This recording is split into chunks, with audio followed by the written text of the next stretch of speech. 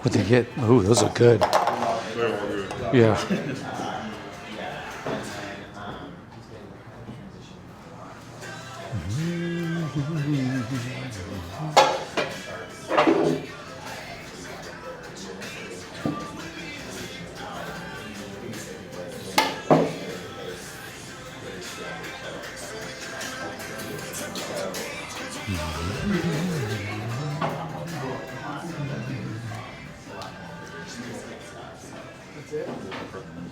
Yeah.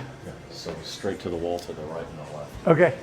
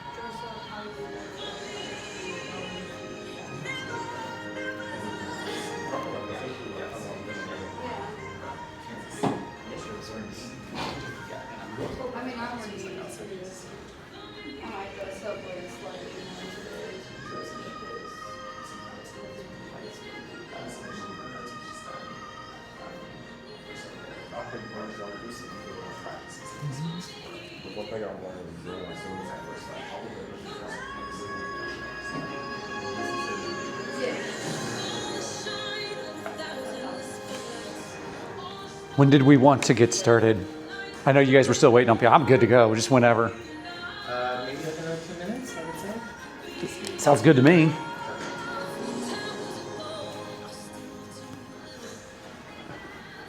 Oh!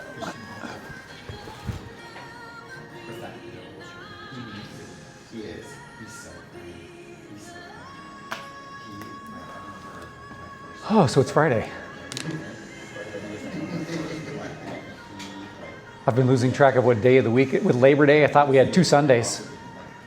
I thought Tuesday was Monday. I was so confused, like all day. Yeah, okay. He's like, I'm just messing. You're okay. I'm like, okay. So looking back on that, like, he joke, I was like, I need to go quick. Like the next day, it's like, just, just so hard. I'm like, yeah. He's like, yeah. He's like, no, I'm putting coffee, right? I was like, yeah. It's like, actually, something. Like, you can still be around. You know, she's fine. She is. That they were all. Yeah. Yeah. Very great group. It's in Arlington. That's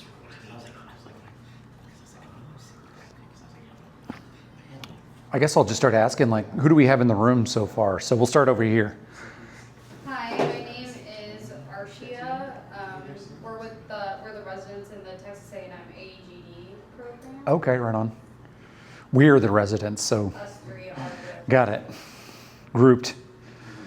Okay, residents. It's exciting.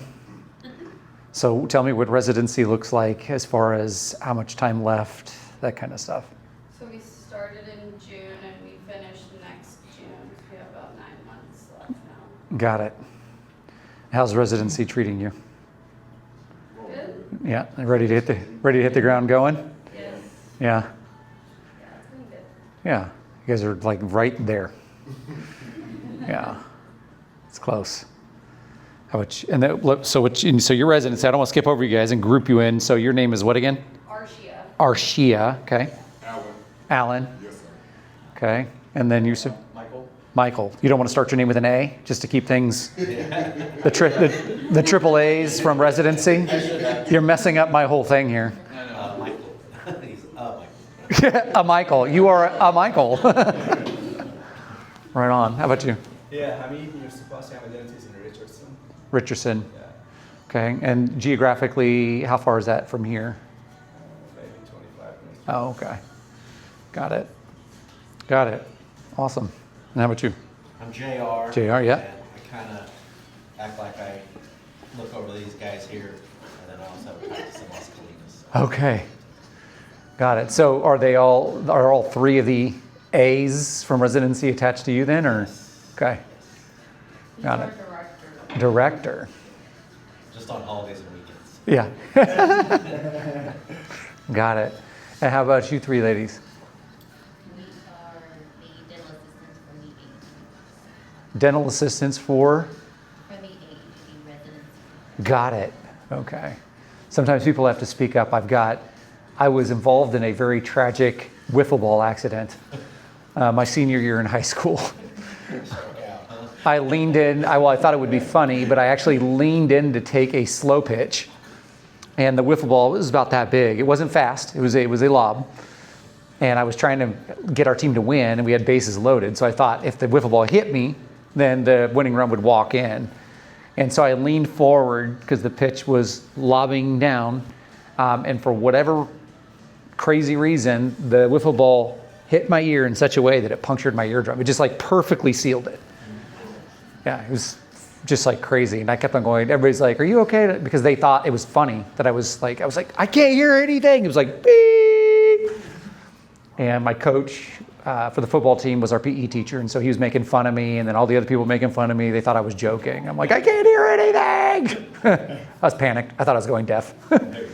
Yeah, just turns out in 1 year. So Taking one for the team. I did. I took one for the team. Wow. I don't even know if they won the game. I was off to the nurse's office. Yeah.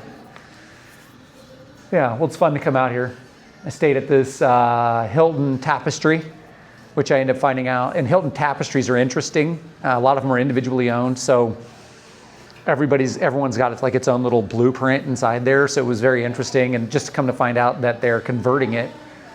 Somebody new bought it and spending $4 million on converting it to a luxury boutique as opposed to like a loft style. It reminds me a lot of like a loft. Yeah. Yeah. So it's a nice hotel. I like Hilton stuff. Do you guys get around to hotels much? Like when you're traveling? What is your favorite? You have any? I'm a Marriott guy because of the bedding. Yeah. And see, I'm a Hilton guy because of the Bedding's bedding. better. Yeah, the heavenly bed is the, Yeah. Well, tomorrow I'll be staying so last night I stayed at the Hilton, and then tonight I stay at the Marriott. So I'll be able to do a test. I'll do a white paper and get back to you on it. You do the Coke versus Pepsi, you know? Yes. Kind of, Yeah. And my wife and I, we've been saying for 3 years that we're going to buy the Hilton bedding because you can go online and they have it's like Hilton at Home or something like that. So you can buy the pillows, comforter, and everything that you sleep in. I have all heavenly beds in my bed. You do? Nice. Yeah. Yeah. Somebody asked me one time, they're like, "Why don't you just take all the stuff out of the room while you're there?" I'm like, "I'm not taking an extra suitcase to steal stuff. It's used stuff needed." Yeah. Yeah, it's interesting. I actually sleep. I've got my wife complains, I've got 8 pillows next to my bed because I can't ever find the right pillow. And so I wake up with like bad neck pain.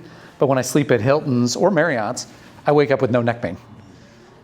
So I keep on threatening her, "I'm going to buy more pillows." And she's like, "You have spent like $700 on pillows." So sooner or later. Cycle them in and out of the rotation throughout the night. Just, wake up, grab. What I need to do is I just need to go spend the $250 on a pillow and buy the right one, as opposed to trying to go to Kohl's and spend $40 on a pillow and keep on buying the fake stuff. It doesn't work out. So, but I've been banned from buying pillows. So No more pillows in your house. no more pillows until Enough. we get to Hilton. Yeah. Get rid of 2 pillows if you want to buy 1 more. Yeah. Yeah. Yeah. I didn't know I was going to be talking about pillows this morning and hotel bedding, but here we are. Yeah.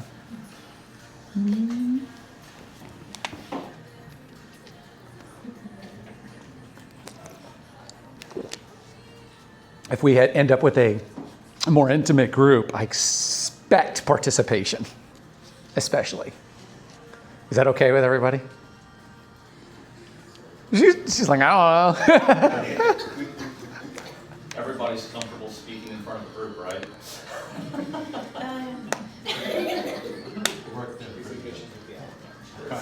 We're going to bring each person up. I'm going to go get more stools. We're going to do a hot seat. It's going to go from group work to individual. I did had a practice that they've got 8 practices. And so we had the managers and the COO and the owner come to a mastermind that we did just for the organization in Florida. So they're from Ohio. And so we took them into Florida, and we have a hot seat up at the front. And so at the end of the 2 days of training, we had each of the managers come up and sit on the hot seat while I sat on the other side, and facilitated asking questions, letting them answer, and then telling their people that they cannot answer for them. And so to watch people get super ridiculously scared and shaking and cry, and not necessarily because we were trying to grill them about what they know or don't know about the practice. It was actually about growing the person as opposed to the professional, because if you grow the person, the professional grows. And so then have their team support them and lift them up with all the great things that they are, because this day and age, everybody feels like they're not things. So, yeah, it was a good event. But doing a mastermind, a facilitated group meeting with people sitting in front of the room is definitely a interesting experience. Have you ever done one? Has anybody ever done like that, like a hot seat or a mastermind? No? You have? Yeah? Did you do a hot seat? I have to do it all. Yeah? Yes, we did Toastmasters and all. Oh, okay, Toastmasters. Yeah. They Yeah. throw you in the hot seat quick. Yeah. Yeah. When you say hot seat for Toastmasters, did they do it just to have you do your speech, or did they do it to have? They just kind of start like a conversation, just start just peppering them. Oh, okay. And just kind of just lead off of your answers. Got it. And some people, and that was probably more of an introductory exercise, just to get people used to talking in front of a group of people. Yeah. Yeah. Yeah. I've never done Toastmasters. There's this guy named, I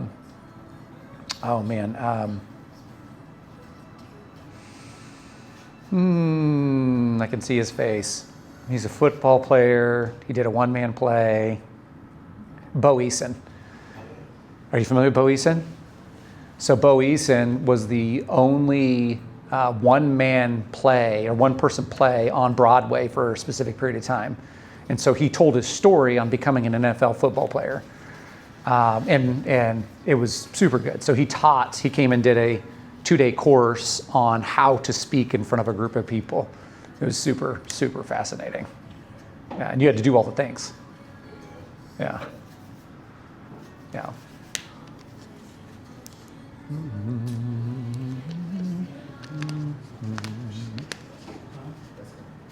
I think we can just go ahead and roll. Good? Yeah.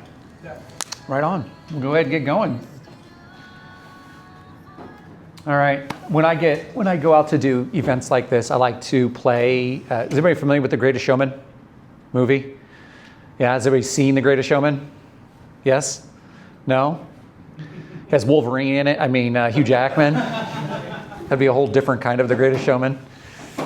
I love that. I love the movie. We watch it 2 or 3 times a year as a family. And then there's some great lessons to learn through the entire movie, and each song is teaching a lesson, which is super cool. But I always like to play all those. At the end towards the second part of the presentation, what we'll do is, I was trying to get the sound to go through the TV, but everywhere I go, it's a little different, so I can't get the sound to go through the TV. So I'll turn up sound on my computer, and we'll see if you guys can make sure you guys can hear that. but it's in relation to team building and how to build a good team. And it's part of what I do when I go out to offices and I do team building days. So, but we'll make sure to cover that then. So let's get fired up. So this is protocols to maximize results. Is anybody familiar with the word protocol? Yes? Okay, so what is a protocol? A set of rules or regulations that Yep. you should follow. Yep, set of rules, set of systems, set of steps, whatever it may be to get something done, right? And so as we go through this, there's going to be different protocols that we talk about, or I would say there is different protocols that I have coached and trained through all kinds of different offices for different reasons. But today we're not going to get into all the protocols because that's like a huge undertaking, but we're going to talk about the importance of them and then how to implement them into a business. And so as we get into that, we're going to talk about that's me, speaker, trainer, coach. I have actually started doing less day-to-day coaching with people and have gone into the more speaker trainer role. Two-time Global Coach of the Year with a company called Action Coach. They had 1,600 coaches worldwide. So one of those times that I was Global Coach of the Year was during 2020. And so coaching the businesses that I was coaching, a lot of dental practices to maximize their growth even during 2020. And then a certified Maxwell leadership coach. Is anybody familiar with John Maxwell? Yeah. So certified leadership Maxwell coach. I've read so many of his different books. I wouldn't say all of them because he has a ton of them. But the principles cross all the different books and all of his teachings. My goal is to empower, transform, and to create vision in what people are doing and how they're doing it. And so that's me. And then over here, go a little bit more about who I am. I'm a husband, father, and friend. So the picture up to the top, this area over here, these are my, even though you guys probably can't see them all that well. So I've got, this is one of my daughters, and this is one of my daughters. So they're twins. They are 18, soon to be 19 years old. They are state wrestlers, so they're state placers. So 3rd and 4th place in the state. They're beasts. Didn't know what wrestling was until their freshman year when they got recruited into it. And they thought it has been the best thing ever. Right now, we're going through somewhat of a transition. They have both been recruited by colleges. Neither one of them wants to go to college. So my wife and I also own our own business, which I'll get into in just a second. But that's an interesting transition because all their coaches and all their teachers and everybody that sees all the wrestling that they do keep on asking where they're going to school. And it's always they're not going to school. Matter of fact, this one right here has decided her senior year as a team captain. She just informed us last week that she's not going to wrestle anymore. And so we'll see how that conversation goes with her coach, because he's the one that informed me that she wasn't coaching when or wasn't wrestling, because he texted me and he said, are you aware that Emmy said she's not wrestling this year? I said, nope, news to me, and she wants to make money. So she wants to go to work as opposed to doing wrestling. So Evie and I provided a beautiful life for them so they don't have to work, that they can do sports and they don't have to worry about money. But she has a single-minded focus, and that's what she's on. So we'll see how that conversation ends up at the end of this week, which is today. And then my son, Aiden, he is a barely functioning high ADHD genius. So we're working on, I read a bunch of books on ADHD. If you look at major entrepreneurs that run businesses, a lot of them are ADHD. And they had 21 jobs by the time they were 22, 23. I think we're like on number 17. So as soon as we get to that 24th job, I know that we're going to hit it. So he's 21 right now. So he's figuring it out. And then his fiance, so right there in the middle, he got engaged last year at the top of a mountain. We go to Breckenridge, Colorado every single year, and that was her 2nd year coming with us. And he surprised her by proposing to her at the top of a mountain at this place that we go every year to feed chipmunks. So that's where he proposed. So that's my family. Everything that I do, the reason why I do it is to show my family what can be done, our kids, which makes them very disinterested employees. Does that make sense? Because my wife and I run our own business and we're entrepreneurs, right? So we run our own schedule, we live our own life, but we've also, I would tell people, and that's what goes into a business owner, is on this building business life, we have also fallen out of the sky a couple times. So what that means is we had the vision for my wife and I. We've been now married for 26 years. We've been together for 30 years, and we always knew that we'd run a business together at some point in time, didn't know what it was. We redid our first house. We were able to pay it off in 2.5 years. Back then it was only $53,500 house. We were going to school full-time, working full-time, and remodeling a house full-time. And we're able to find other jobs and stuff like that on the weekend in order to pay off that house. If we hadn't done that, it would not have funded our entrepreneurship opportunities, because there's been times over the last 18 years that we have had only $10 in our account for over about 18 months. So as a business owner, like, I understand what it takes to run a business and to make sure that we're super clear on our vision of what we're trying to accomplish and how we're trying to accomplish it. Because I was on an interview in the local TV station once, and he goes, well, what advice do you have? He said, to end the program, what advice do you have for entrepreneurs that are looking to run their own business? And I said, this is what you need to understand, is that you better understand your purpose on why you're doing it, because when your profit runs out, it's the only thing you have left. And most of us know that, especially if you guys were working anywhere or working with somebody or know somebody during the pandemic, is that their purpose and their passion is what brought them through, because there wasn't a whole lot of profit coming in during that time period. Does that make sense? My wife and I started a business over 14 years ago by accident. We call it our accidental business blessing. I lost 45 pounds. I never found it again. Don't want to find it again. Got in the best shape of my life. I looked like a guy that I was at like 34 years old. Looked like I got stung by a jellyfish, and I thought I was like super strong, but really I was just like super swollen from too much food and sodium. My wife went on to lose 20 pounds, so people started asking us what we were doing. We built an online nutrition coaching business around the country. Now that has manifested into actual physical locations with team. We now have 120 coaches that we coached around the country and thousands of clients. And so that's our accidental business blessing. So not only when I'm sharing things with you guys from the front of the room, is it's not just me as a business coach saying, hey, these are what other practices have done, which they have, but I'm also saying that business principles can be taken from any business and applied to any business. You just have to understand the nuance. Does that make sense? Okay. Business coaching. I've been successfully coaching businesses for over 25 years. I've coached everything from dental practices, different kinds of dental practices, small practices, big practices, financial planning businesses, fireplace companies, industrial construction companies, and everything in between. So I've coached a lot of different types of businesses. Again, every principle is true. So what we do is we coach towards the principle. I'm a speaker trainer. I absolutely love to do that. This is one of my favorite things to do, is get out, meet new people, hear new stories, have new experiences with the people, like working with our AAA group right here, including A. Michael. So Global Coach of the Year, already shared that with you, Leadership with John Maxwell, and I'm a triathlete. So I've done 7 triathlons, 2 Ironman. I've done ultra marathons, regular marathons, all the stuff. And so I also have done CrossFit competitions. Now I'm into kettlebells, flexibility, and mobility stuff, and learning all about that. I've transitioned from, I went 7 years of endurance racing, which totally jacked up a lot of my alignment, and now I'm back into just focusing on being aligned, because I want to be around when I'm 120 years old and climbing mountains. And frequently what I tell people is that you won't find me sliding down the backside of the last mountain, you'll find me climbing up the next one. And I plan on climbing up mountains with my great grandkids, right? But we've got to build that strength and keep that strength. So I just like to do a little bit of everything, fitness enthusiast, and like to make sure that I'm feeling good, so that way I can serve you guys to the best of my ability. I'll show you this at the end, but that's, if anybody wants to look up anything, all my social things are on that. You guys know how QR codes work. You can click that at the end. I shared this a little bit already. The only failure is the failure to participate.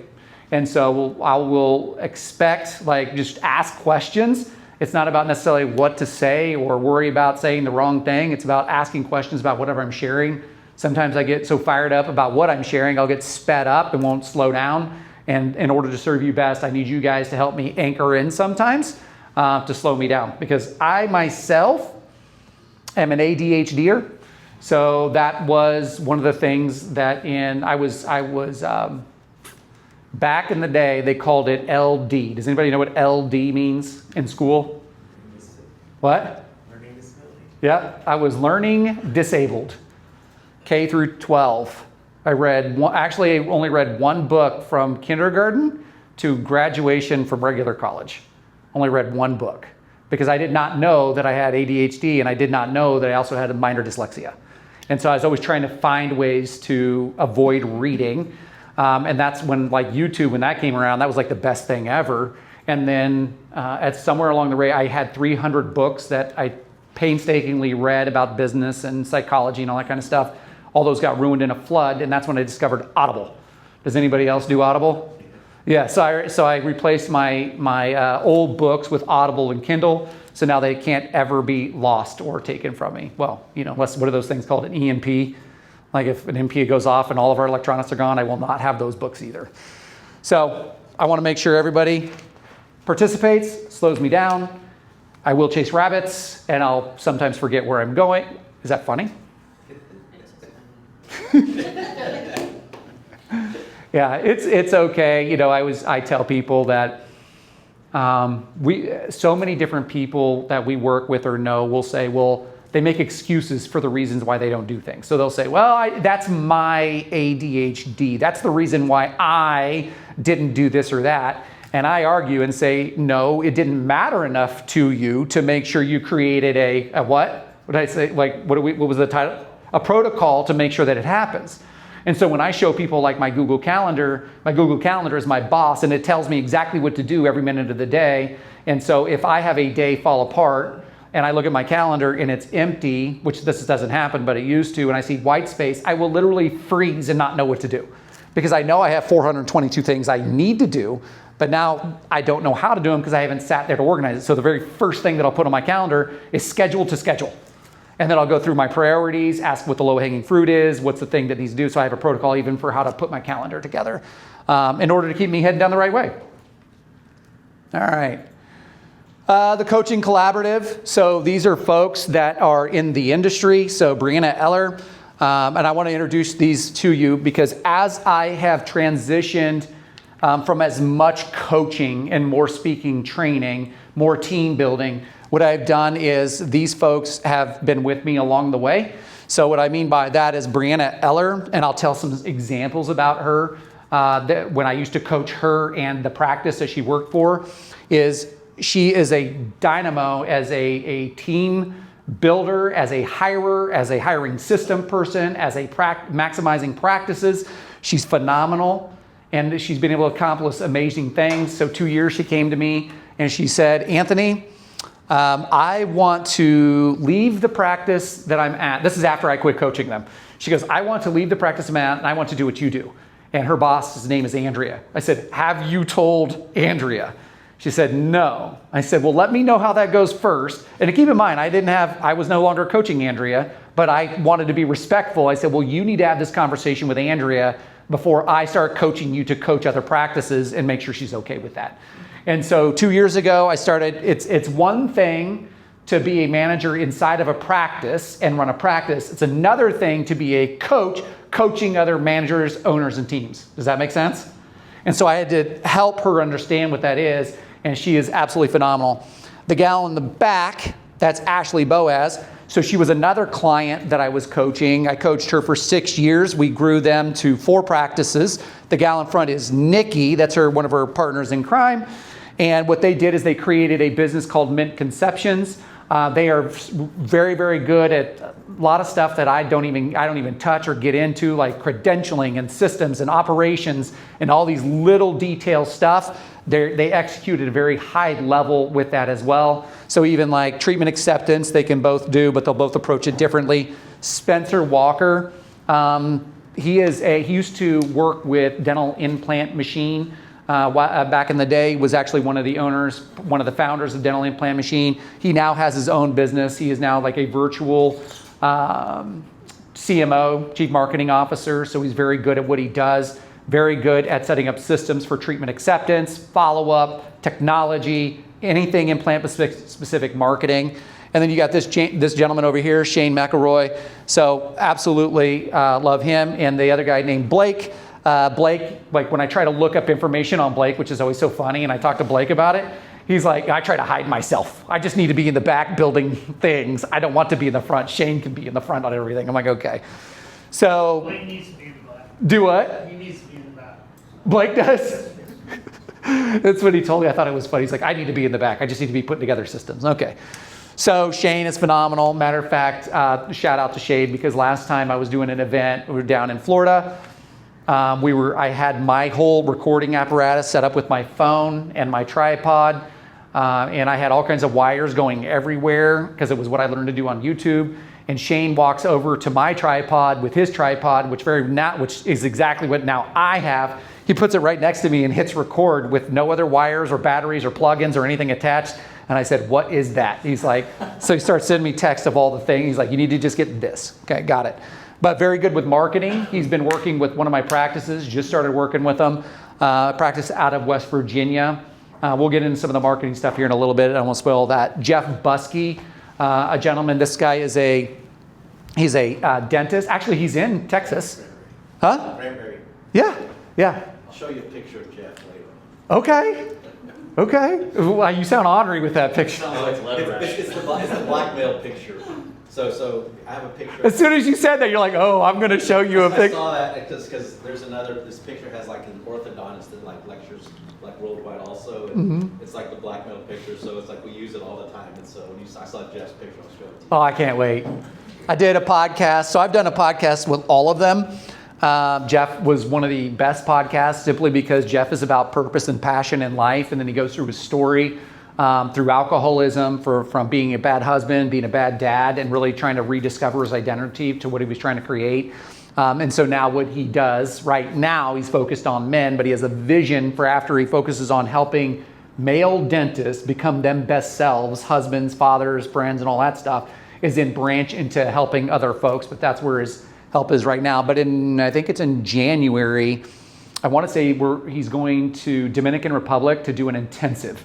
I forget what they actually call it, but the intensive is like, have you guys ever seen that stuff where people like carry logs on the beach or like let the water like almost drown them?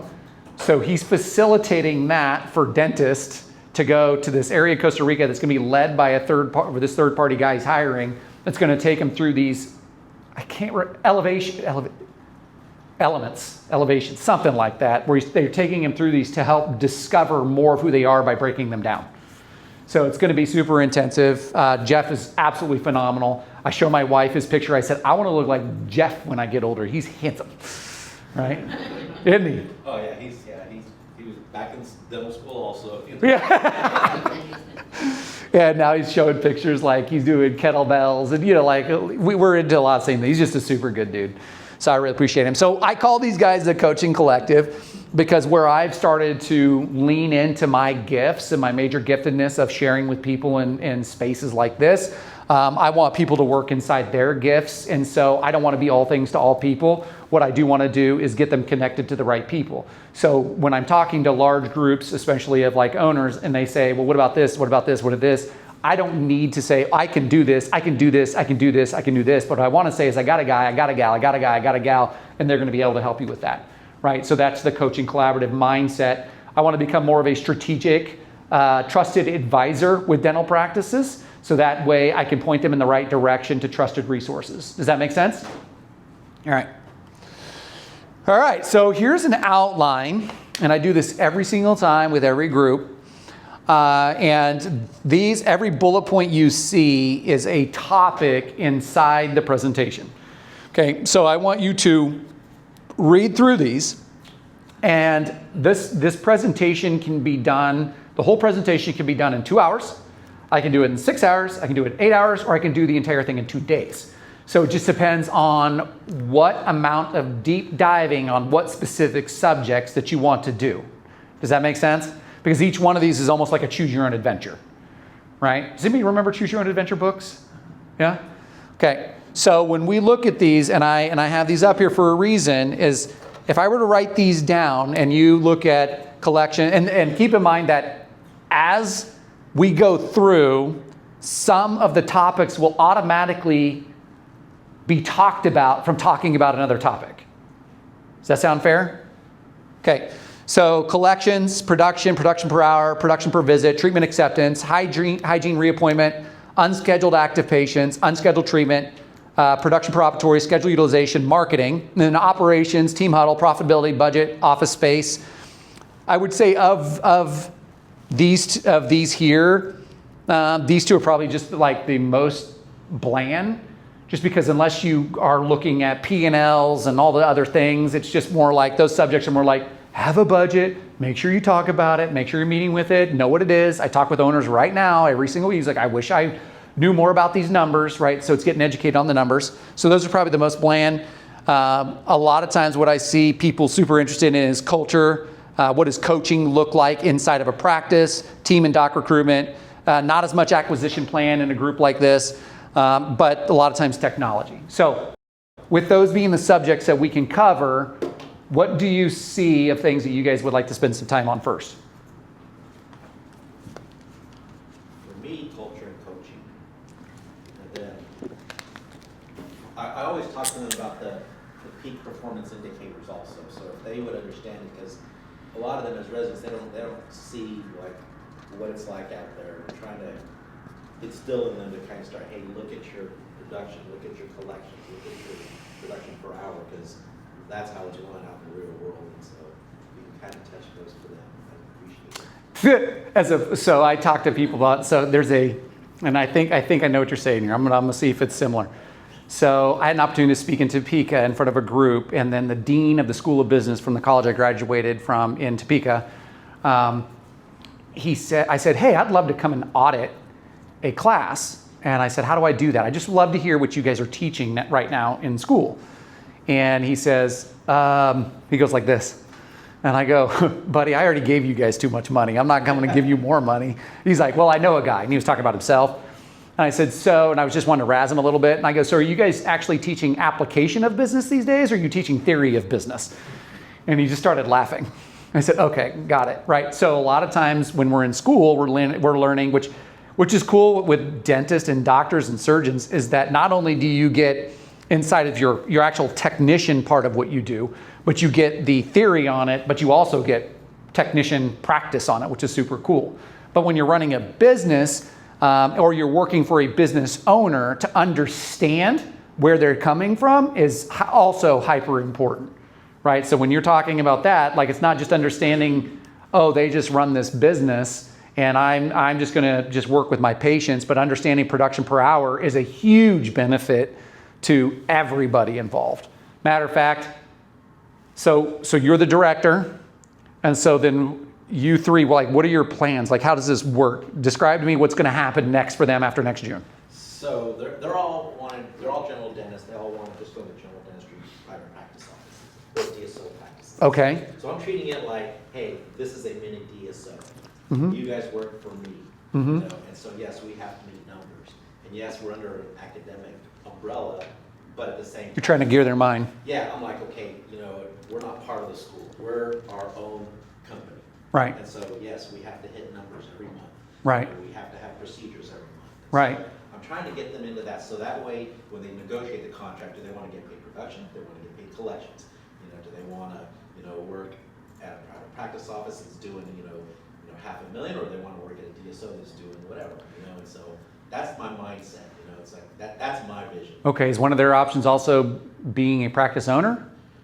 It is, but I've asked them. None of them said they wanted to do that. So, Okay. But again, if it was a practice owner, I have that lined up also. So. Okay, cool. I'm just curious. Yeah. No, Okay, or even going into a practice, but being able to either buy in or work in as a partner at some point. So that's part of my. So I just took over this program like in March. Okay. So it's brand new. So I've only been there like 5 months. Okay. But I have these things. Yeah. So all of it's going to be like, okay, even if you wanted to go specialize, Mm-hmm. hey, we have this little avenue. If you want to go, own a practice, be a partner, just all the good, bad, and ugly with it. Okay. Okay. Got it. Okay. Got it. So coaching, culture, coaching, peak performance indicators. So that is this just that group of things, so they get a good understanding, big picture wise. What else? Look up there.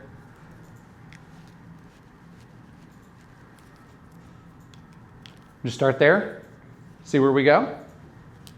Okay. All right. So we'll go to culture.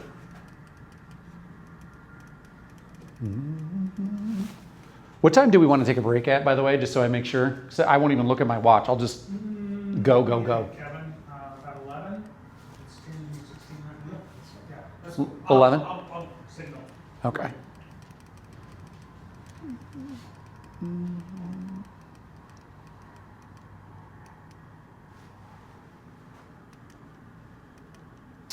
All right, so culture.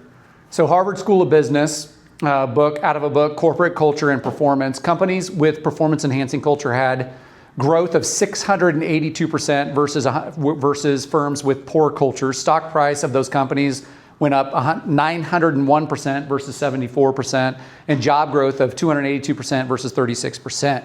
So that's just a study that Harvard did on the power of culture. Then you have Gallup, who did their own study. So companies with high employee engagement, a byproduct of strong culture report, 21% higher profitability, 17% higher productivity, and 41% lower absenteeism, and 59% less turnover. So when we're looking, just even, this is great, but even looking at these numbers over here, there's a gentleman that I listened to, oh gosh, and I can't remember his name all of a sudden. He's got a book, and it is, can't remember his name right now, but he was doing an event. He's talking to 500 business owners. And at the event, he asked, what are the top things that you should be paying attention to inside your business? And they say we should be paying attention to our finances, our sales. Like, he's like, okay, so you should have a plan for these things. Yes. So you have a financial plan, you have a sales plan, you have a this plan, that plan. Well, one of the things that they said is the top 5 things that they should have in their business is culture. They said culture was one of the most important things in any business. Now, what ended up happening is he asked, so who has a culture plan? 500 people in the room, nobody raises their hand. So what ends up happening is that we say that culture is important to our business, but we actually have no intention with creating the culture that we desire. And so when we look at 21% higher profitability, that's a significant number for a business owner to increase profitability of their business by 21%. That's a huge increase. 17% higher productivity, 41% lower absenteeism. What's it like out there right now in the workplace for absenteeism? You're like nodding your head. It's up, isn't it? People are just very disinterested in actually showing up and doing the work that they said they were going to work for, right? Yeah, like their cat threw up, or a flower got in their way on the way to work. You know, like just random stuff is coming up, keeping people from coming into work. And so we have a group of disinterested people coming into work that want raises because they came to work mostly on time. They'll come up to you in 3 months and say, I've been to work, I showed up, I want $2 more an hour. Yet they haven't done anything actually inside that culture to earn that opportunity to even ask for a raise. So what we have to do is we have to create that culture of want to. Simon Sinek says, he said, and this goes back to even like, so now that this is almost like 9 or 10 years ago, so millennials, Gen Z, there's like even new other gens of something or others and all the things, right? But Simon Sinek says that now these folks are showing up in the workplace, haven't properly been brought up by their parents. And I would say this, that most of these folks were somewhat raised by Generation Xers. So us Generation Xers who are super independent and crazy did not do a great job of raising these kids that are now getting into the workplace. Okay, and now when they get into the workplace, they feel like they deserve everything and owe nothing. And so Simon Sinek says, he said, listen, you're going to sit around here and you're going to complain about the way they show up. You're going to complain about all these different things. But bad news is, good news is bad news is, bad news is you have to raise them professionally. The good news is you get to raise them professionally. We just have to make sure that we hire correctly. And that's why creating the culture that we desire is hyper important when we're running a business.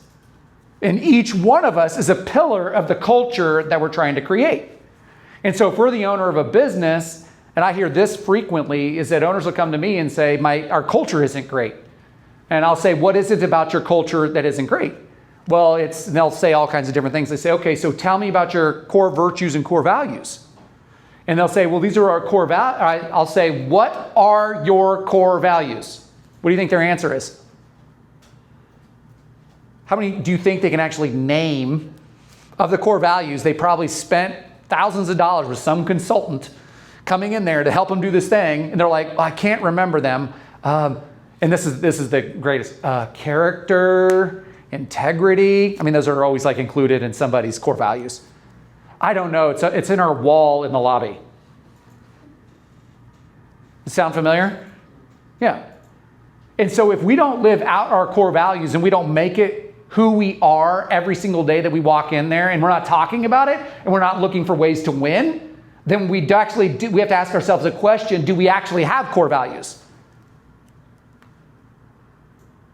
Like my wife and I's core values in our business are super simple: love, serve, grow.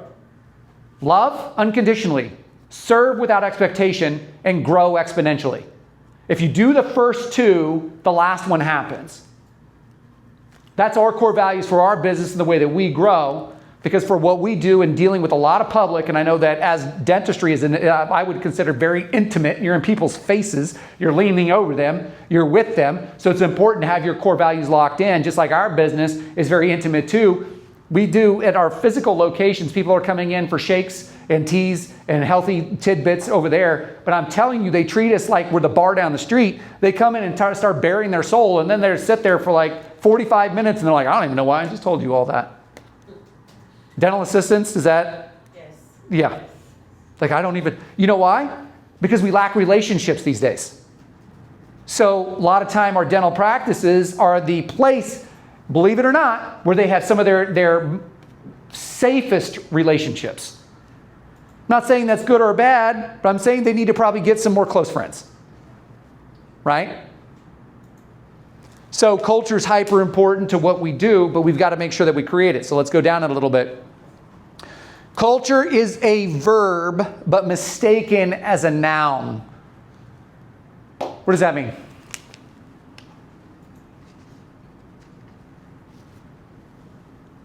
There's no action. Mm-hmm. There's no action behind it. So now I'm going to go back to say, like, if you have something hanging in the hallway or hanging in an office, that is a noun. It's a description of, but the verb is how we live. So my wife and I are very faithful in what we do and how we do it, and in our faith as Christians. And I say this, and I speak to Christian groups, and I say this, and there's a station called K-Love. Is anybody familiar with that station? So I used to say, are we K-Love Christians? Which means that we get into the car, we listen to the radio, and like that's woohoo, we're going to sing some worship songs, and then we get to work, and that's about all we do? Or are we actual verbs? Do we do it? Because I would argue that most people consider themselves Christian, but we do not see their acts and how they should be living and how they should be treating people with what? Do you remember my core values? Love unconditionally and serve without expectation. Those are culture points that fit my wife and I's faith.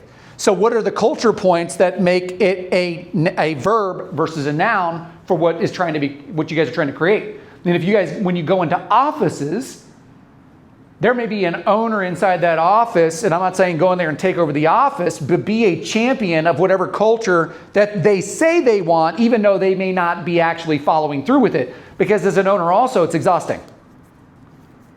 And so we have to be there as supportive team members in order to serve them, to serve their mission. That's why it's also good to get together with leaders in the practice on a regular basis and reevaluate what the mission is. How are we serving people? And it can't just be like, and this is great, on every dental website, like, we are the best. Why should you come to us? We are the best. They're all the best. Every dental office is the best, right? But what they do is they start a relationship with you when they come into the office. These days, and what I was talking about with Shane, and they've got all kinds of statistics, and him and Blake have all kinds of statistics to prove it. And then there's another guy named Roy Vaden. talks about that these days the handshake that people need is actually on social media. They'll go see you 7 times your practice, and what's happening, the doctors, the team members, 7 times before they'll come in and check you out. Instagram, Facebook, TikTok, like all those things. Does your practice show up when somebody chat GPTs? Because that's quickly become one of the top search engines. Does anybody use ChatGPT in this room? Yeah, it's quickly become the fastest growing search engine to find out what you want. For me to find out where to run around here was safe because I have not done my research before at hotels. And I'll just open up the door and it's dark and I'll just be trotting down the street and then there's like cars with no wheels and I'm like, okay, let me go back over here. One time I did that with my wife and my friend, which is another gal, and we're out running and it's dark. We're out in St. Louis by the Edward Jones Dome. And we take off running down a street. And this guy, and we're just having great conversation, personal, professional development. We're going to change the world by helping people. And this guy pulls up in what looks like a broken down Ford F-150 from like the 50s. He's just gruff, missing teeth. And he goes, hey. And we're like, yeah, good morning. We're all chipper. Yeah. You guys aren't from around here, are you? No, we're staying right up the Holiday Inn. I would suggest you look around you and you head back. Okay. So we run back. Yeah, we run back, only to find out that we ran back the opposite way. Talked to some firefighters and we're like, yeah, we just ran into this guy over here. And they're like, oh, we were just at your guys' hotel last night. I said, oh, really? What happened? He goes, somebody was shot in your parking lot. Oh, got it. That was back before ChatGPT days, back before me doing research. But ChatGPT has become a search engine to be able to find things. So how are our businesses showing up on ChatGPT? Because that's how people are looking up things now.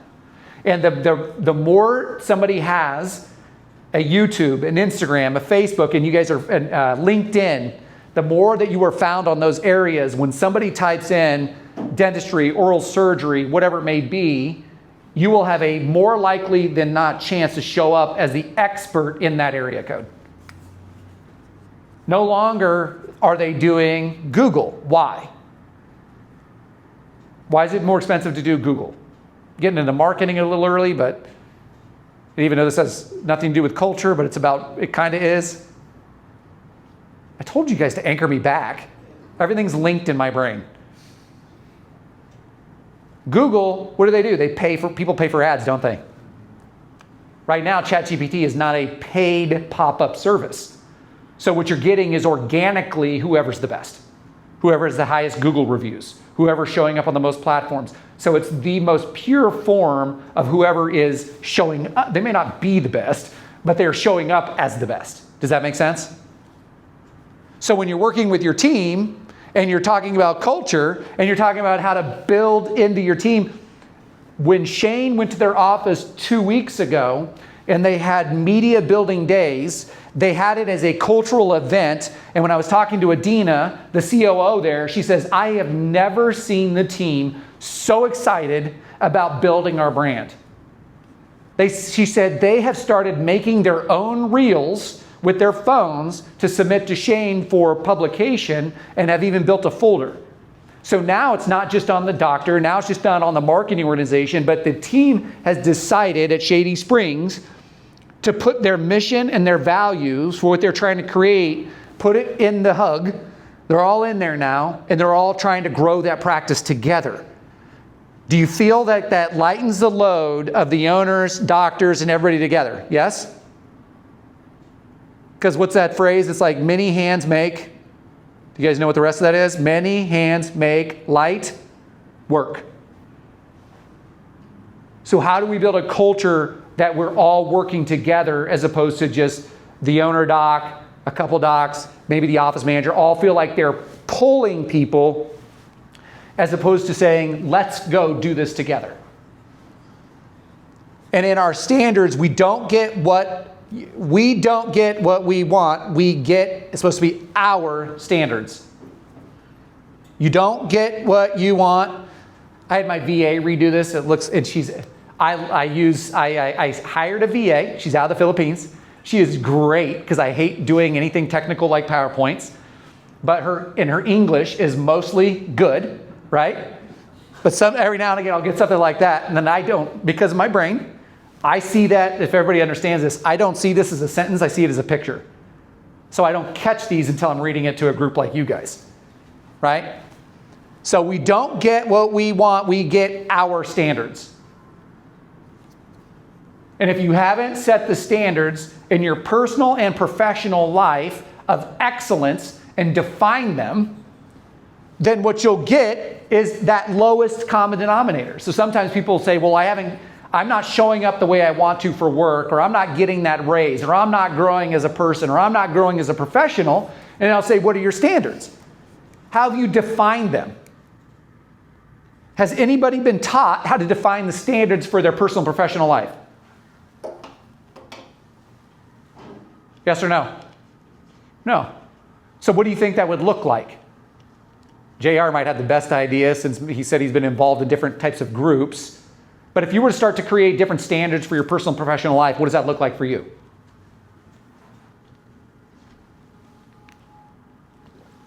What do you think somebody would do to start to develop their standards?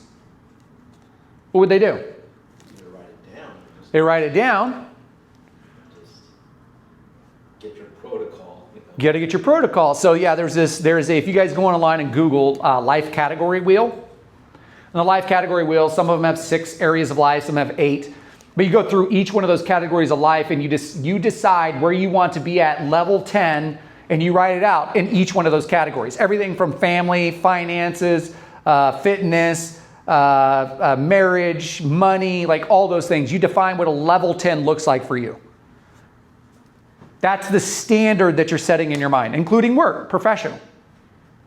And you set that standard. Then what ends up happening is you say, well, here's where I'm at now in each one of those areas. So I rank myself. So out of these areas, here's a perfect 10. And if I need to understand where I need to get, where's the gap, and I'm a 4, 5, 6, 2 in these different areas, now you have to set the protocols in place to bring each area to a level 10. Does that make sense? And what I find is, like, especially as associate docs get into I see associate doctors as one of the biggest missed opportunities in any dental practice.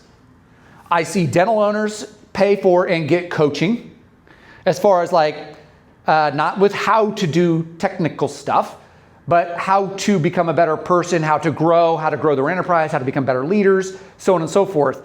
I see office managers get coaching and consulting. I see team members get some coaching and consulting, whether it's hygienists, assistants, admin. So I see those people get it. What I haven't seen yet, and I could be wrong, you guys could correct me, is I haven't seen somebody specifically serving the associate dentist to show them how to create standards of excellence, not necessarily in their work, right, their technical ability, but how to think about what they're doing as let's look at it like this, an entree employee. What does that phrase mean? Entree employee. So what's the first part? So the first part is entrepreneur,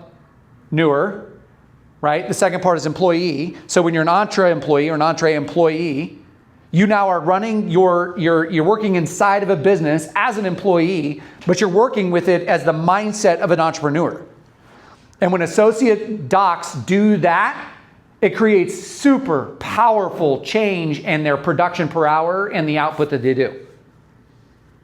So like when I'm working with practices, that's one of my favorite things to do, is because if we have 1, 2, or 3 associate docs in an office and they come in and I don't know what you're sharing with folks about, so they usually say, the people that I've worked with, they'll say, they just, for the first, especially if they're coming fresh out of school, it'll be, just get their legs underneath them for 90 days, right? So we're just seeing what procedures they need to work on, find out what needs to happen.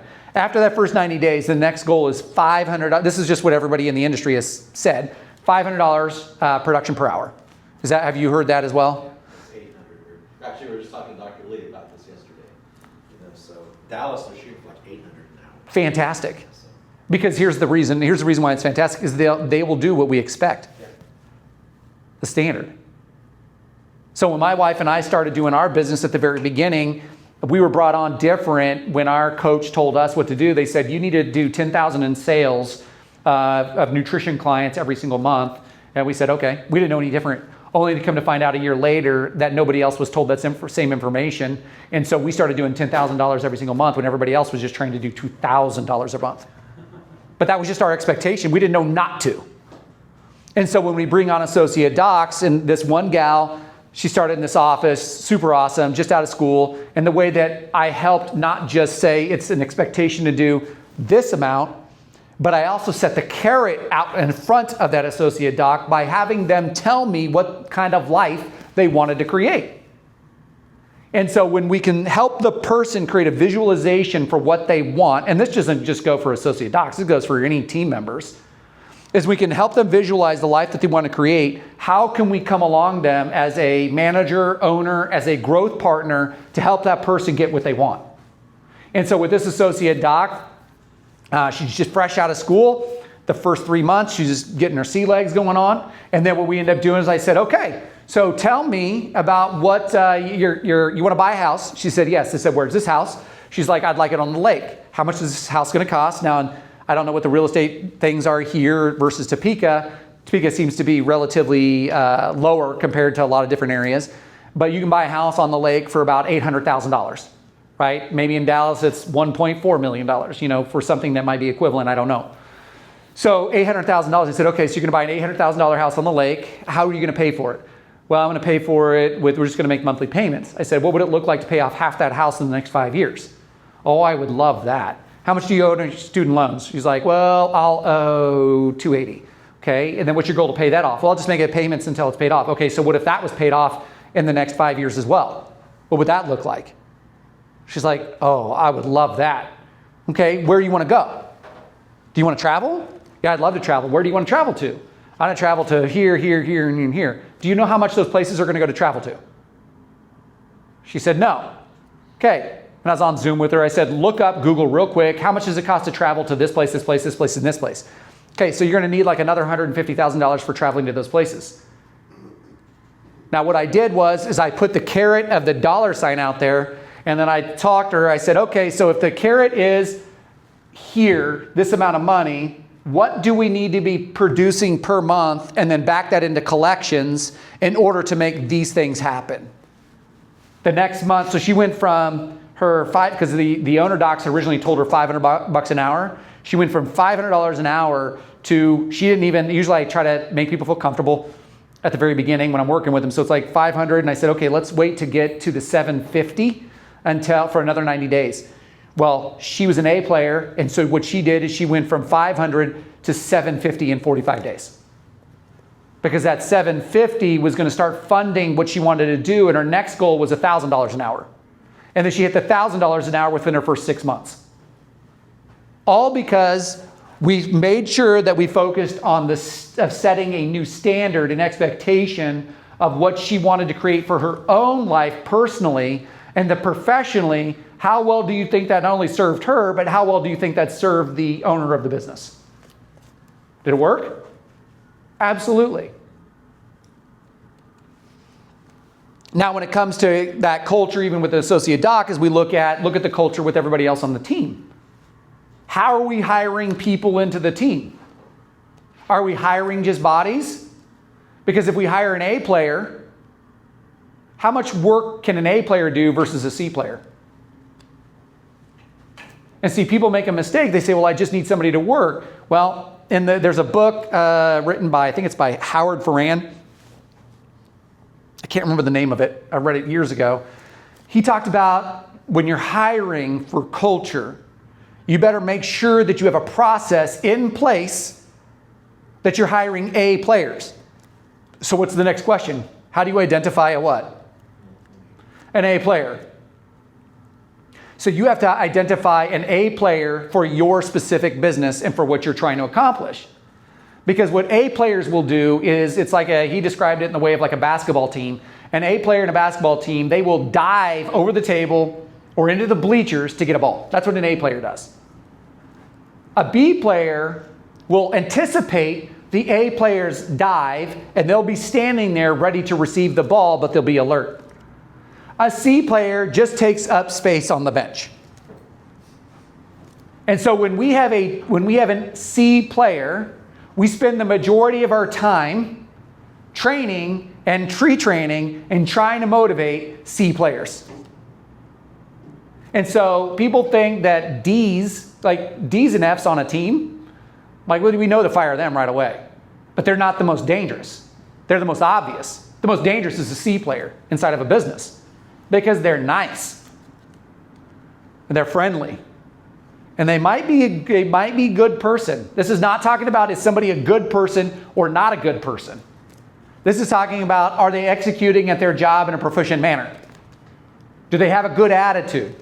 But they just might need to be released to somebody else's business. Because the truth is that our C player may be somebody else's A player.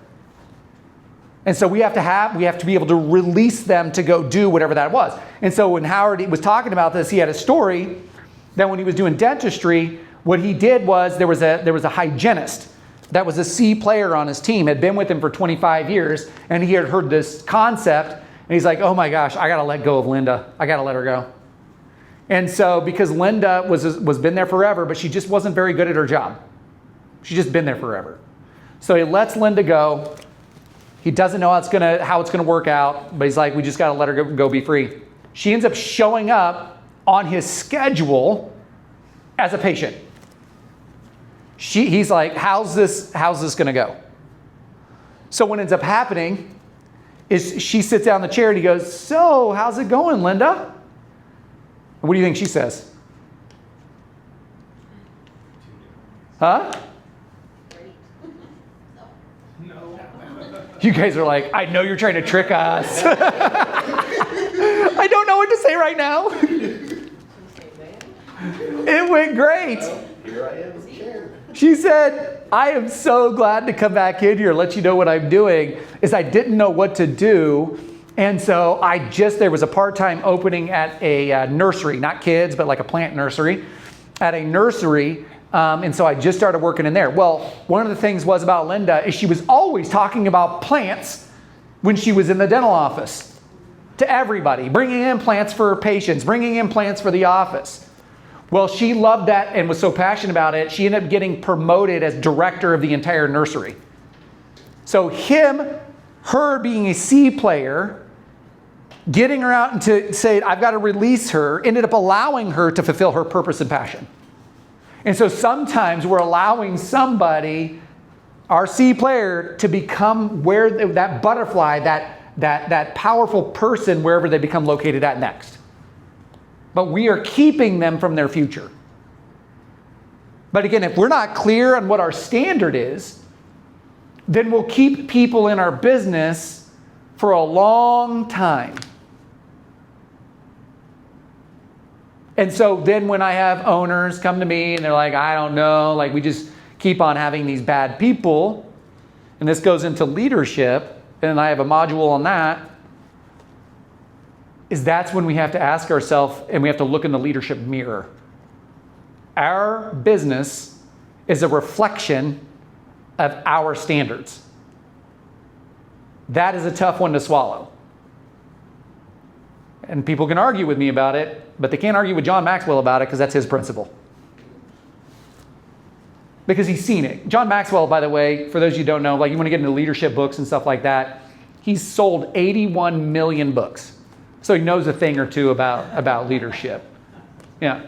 I used to tell people, it depends on which group I'm talking to, and I'm like, listen, you can argue with me all you want. I'm just teaching principles that I've learned from all these other people, right? I'm a parrot. I'm just regurgitating all the things that I've learned. Our culture is the lowest level of our toleration. You don't build a business. You build people, and people build the business. And so when we're focused on growing our business, and we grow the people first, because the people are the foundation. But that culture has to be set in place with very strong intention about what we want to create. And so like where I was telling everybody earlier about doing a life category wheel of the different areas and understanding what that is that we have to have a written down culture plan. We have to have it written down. What is an A player? What is a B player? What is a C player?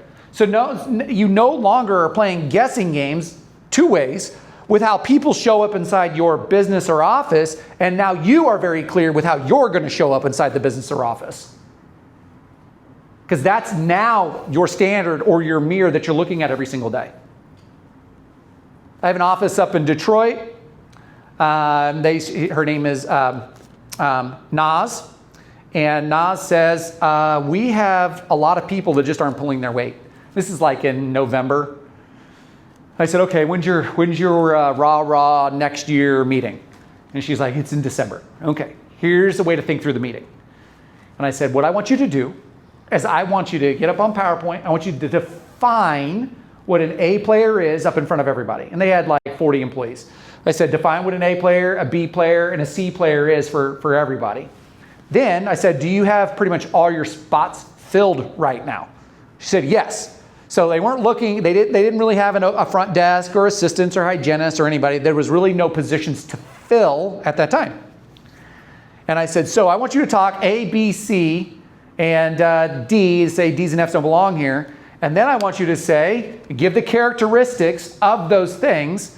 And then I want you to say, as we are looking to grow and expand, we are looking for other people that meet this criteria.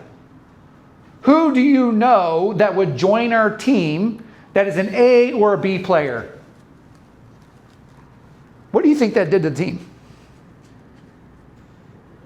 Huh? Woke them up. It woke them up. Because what were the A players doing? What do you think they were doing? Yeah, they're like texting their friends, sweet, I'm going to be able to bring you in. It's going to be great. Because they know they're an A player. Because they see the bullet points. What do you think the C's are doing? Freaking out. Getting on Indeed. And what did they do? They actually went to the manager afterwards and they said, are we getting fired? And I told her this would happen. Are we getting fired because there's no other spaces here? And I said, and then I told her, I said, this is the question. Which category are you currently in? Right? So a lot of times the power isn't what you have to say, but it's the questions you have to ask. Because when you ask questions, it requires accountability for the answers that comes out of someone's mouth. Because if we say things, people can do this all day long, and you'll never know if they really agree with you. Right? But if you ask questions, when they start to talk, it reveals what they're thinking. And so we need to know what our teams are thinking as we're looking to grow that business. And it's scary when we start thinking, well, we have to have these people. And I'm saying that when you have one A player, they're worth 2 or 3 C players. Pay them for it. Like if they're going to do more, pay them for it. Because if I'm going to make up a number. If somebody's getting paid $20 an hour, let's say as an A player, doing something in the office, and you have 2 C players and they're making $17 an hour, well, you can keep that A player, give them 2 or 3 or 4 of those responsibilities. Instead of paying them 20, now you can pay them 25. Are they going to be super jacked up? They just got a 25% raise. And are they probably going to be more effective and efficient than the 2 or 3 people that you just let go? It's a different way to think about business when we pay our performers and our producers at the level at which they execute. But it requires standards. But that's why it's also, I have people tell me all the time around the country, they'll say, our people are our what? Greatest asset. And I'll ask this question. I go, if that is true, what is an asset? If it's an asset is what? Valuable and something that we have and control, right? So we also had to do what to get that asset? Invest in it. So my question is, and I walk them through that little thought process. So my question is to them, how much have you invested in your team's personal and professional growth? What do you think they come back to? Not much. And so I see a lot of people that are invested, which I think is great, I see owners investing in their own personal professional development, which they 100% should. But if we can start to build a team of performers and get them the training they need to grow as a person, the professional will become better because their mind will become better. Their paradigm will become better. The team in West Virginia, when I went in and did a team day and set the standard based upon what the owners wanted to do, and you know that is sometimes like a parent can't tell their kid something because the kid thinks they're an idiot, but if somebody else says something to them, they're like, my boyfriend just told me this thing and it's the greatest ever. I'm like, oh, that's so weird. Right? It's so weird. Sometimes I do that. I send messages through my girl's boyfriends. I'm like, hey, I need Emmy or Maddie to... That's amazing. Yeah. There's more than one way to make sure it works out. Like I literally just did this week because the one's wanting to quit wrestling. And so we just talked to one of the other girlfriend's ex-boyfriend, which is a super nice dude. And they're going to be hanging out this weekend in Kansas City. And I said, hey, Emmy's not going to do wrestling. He's like, what? Because he was like a star wrestler in Ohio, big time wrestling state. And I said, could you please like just share whatever? I'm not going to tell you what to share. I just want you to share from your heart. And he said, absolutely. So we'll see how that works out. So we got to make sure that we are absolutely in tune with the people that we're building into, how we're building into them. And that's why 18 months ago, when I went into their office and I followed through with the culture plan that they wanted to create, and I have pre-built presentations, but I build the messaging into those presentations that wants to be delivered, that those people, after that presentation, even though it makes them feel good, because I'm not here to make anybody feel bad, but the message was loud and clear, is that what ends up happening is because the office for the first time starts to follow through with the culture plan, because they got me bugging the crap out of them saying, are you doing this? Are you doing this? Are you doing this? Are you doing this? When Anthony doesn't really need to do that. Adina really needs to do that, right? So Adina's been great at taking that role over for me because she needs to be the coach on the ground, not Anthony. And so she's the coach. So she slowly turned that entire team over in 18 months. And after I came within 3 months, what do you think some of those team members were saying? Because we said, here's our cultural standard. Here's the principles we're going to abide by. Adina starts holding them accountable for what's supposed to happen. And what do you think some of those people start to say? This place just isn't the... And that's music to my ears. You're right. It isn't the same. We don't want it the same. And they just go somewhere else. There's a great book, by the way, if you want good team books that are short books that are good for personal development, is John Gordon. Is anybody familiar with John Gordon? Yes? So if you guys want to read short, small books that are great for people that lack attention, and they're done in story format, John Gordon is fantastic, and he's got one called The Energy Bus. And the Energy Bus has been taught all over the country, all kinds of different ways. You could look it up on YouTube. There's like animated versions of it. Where it goes through like 10, 12 minutes of the energy bus, is it talks about how to put people on the right bus and how people need to be off the bus, and if people are vampires, energy vampires, kick them off the bus. And so even that becomes culture. So John Gordon has like the energy bus, and it's got like the 10 things of the energy bus. He's got posters you can buy right off his website. And it's like, don't be an energy vampire. And so what do you think ends up happening when somebody's an energy vampire? In the culture, in that group, what do you think they do to that person? Yeah, they're like, you probably should consider going to find another place to work if this place isn't, up to your. If we're not up to your standards, you'd probably be better fit to go work somewhere else. There's a video that Nick Saban he's speaking to his players, and he uses that energy. The energy bus, yeah, I'm telling you, it's powerful. Right? And then there's other concepts by John Gordon that he teaches. One is called the coffee bean. You guys familiar with the coffee bean? No? So I'll do a quick version of it. So the coffee bean, and the reason why these little parables, these little stories are so important is because you can tell people these stories. You can teach these stories to your teams and they make sense. Right? Because what ends up happening is you make the person a bystander in the story, even though the story could be about them. But if you remove them from the story, they're now looking at it objectively, and they're not trying to prove you wrong for trying to make a point to them. Does that make sense? So you're coming around it like this. And so the coffee bean is, you've got, now again, I'm going to give you a super short example of it, is you have a hot boiling pot of water. Okay, so the hot boiling pot of water is environment. Whether it's your mental environment, a physical environment, a home environment, whatever environment, it's hot boiling water. And what ends up happening is if you take an egg, an uncooked egg, and you put it in that boiling water, what happens to that egg? It does what? It boils and it becomes hard-boiled, right? You take a carrot and you put it in that boiling water. What happens to the carrot? It becomes soft. You take a coffee bean and you put it in that boiling water. What happens to it?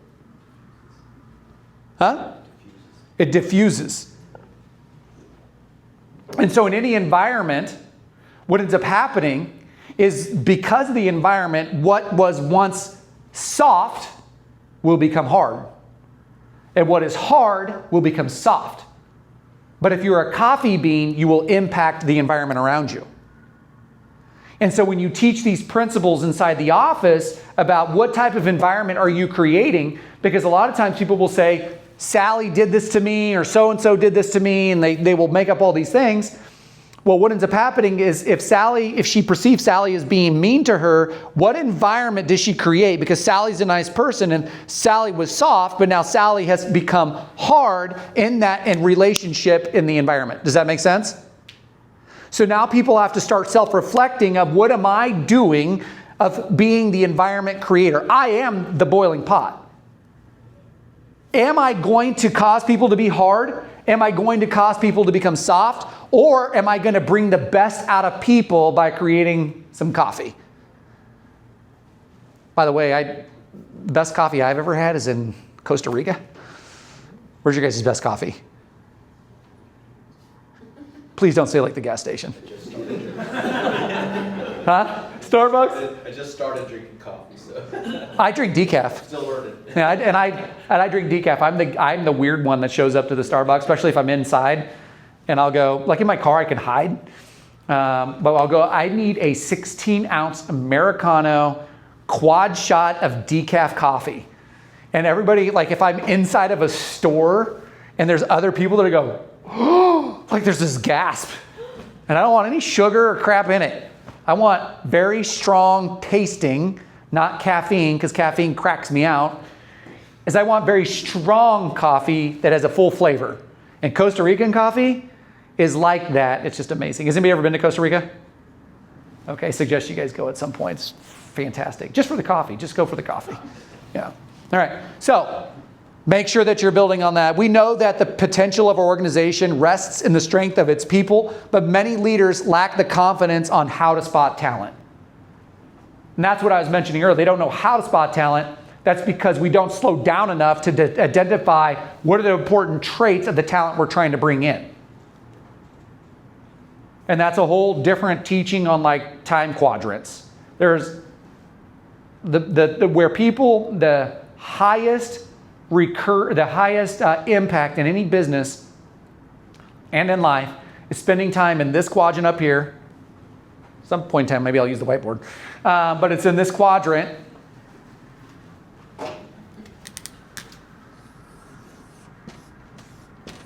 It's in that quadrant. That's quadrant 2.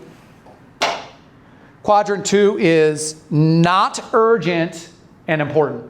That's actually the most important quadrant because that's where all the planning, strategy, focus happens.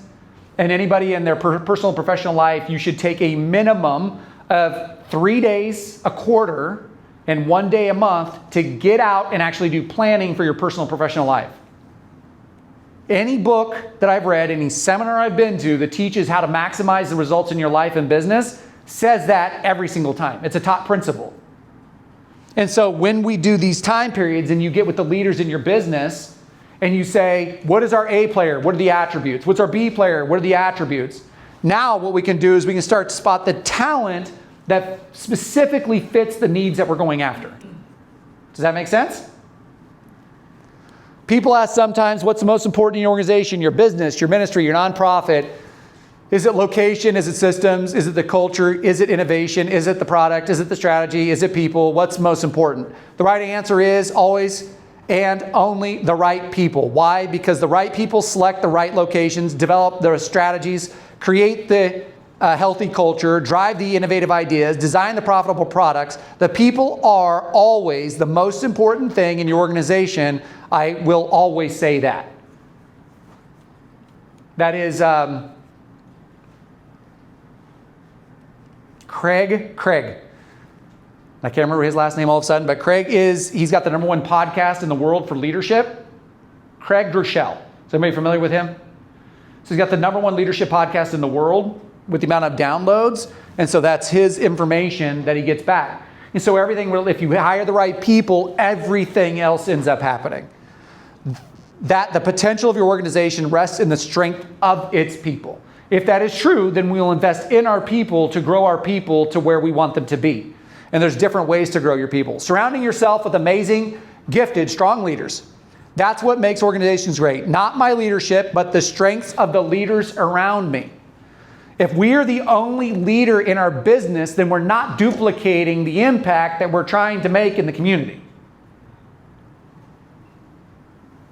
My wife and I, when we set up our physical location 7 years ago, and we started doing educational events on health and nutrition and biometrics and everything that you need to do in order to maintain a healthy, active lifestyle. By the way, if you guys didn't know this, the first person, theoretically and scientifically, they say, the important people that are doing studies like this, say the first person that's going to live to 150 has already been born. Isn't that interesting? I might be that person. So when we had that event, our goal is to always duplicate leadership. We do not need the spotlight. What we need is other people to grow as leaders around us, because leadership allows us to build a business that doesn't require us to always be there. At the event that we had, our team took time sharing and speaking and educating to the 60 people that were there. All Evie and I did was run around, take out trash, serve drinks, do this or that. And some of the people there, I think there was like 10 people that kept on trying to figure out who the owner of the business was. Is that person the owner? Is that person the owner? Is that person the owner? It doesn't matter. What matters is that we have a commercial and profitable enterprise that works without us. Because that's how you know when you have leadership duplication, when you don't have to be there in order to make sure actions are taking place. People have said this before to me. They're like, this is like a catch for me. If I'm ever going to go speak, and just ZimeV folks, pay attention to this part. When people say, I want to bring Anthony in to motivate, this is always my response. I don't motivate anybody. What I do is I inspire motivated people to up-level their game. If people are not motivated, then you need to get them off the team. Because I will come in and deliver what I do and have fun doing it, and they'll get excited because most dental offices are having me in on like Fridays, right? That's the way it works. So they'll bring me in on a Friday. On Monday comes along. What do you think ends up happening? All that excitement for the people that don't have any internal or intrinsic motivation. Monday comes along and it's another what? It's another Monday. But the people that take the principles that I teach, the intrinsically motivated ones, they just got to hear new inspirational ways to think. And so then what do you think they do after that meeting? Or what do you think they're doing during the meeting? They're writing this stuff down.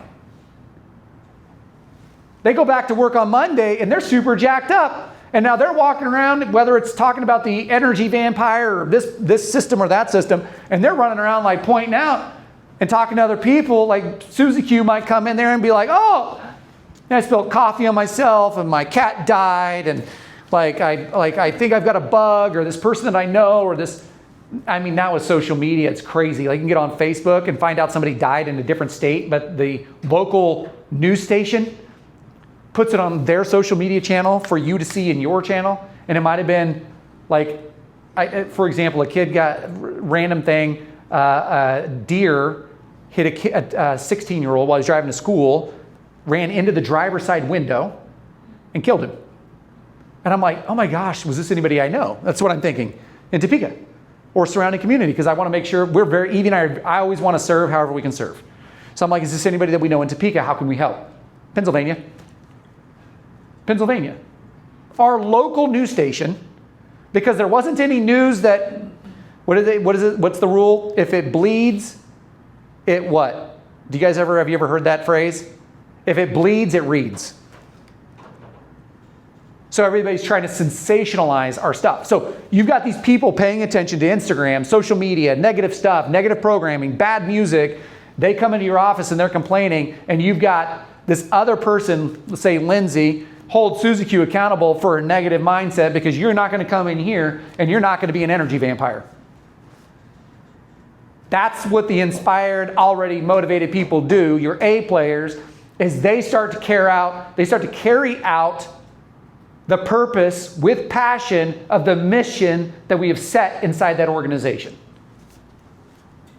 Does that make sense? Is all this making sense? It's 11:07. Let me finish up this one. Yeah, you were on a roll, I was gonna let you go. Okay.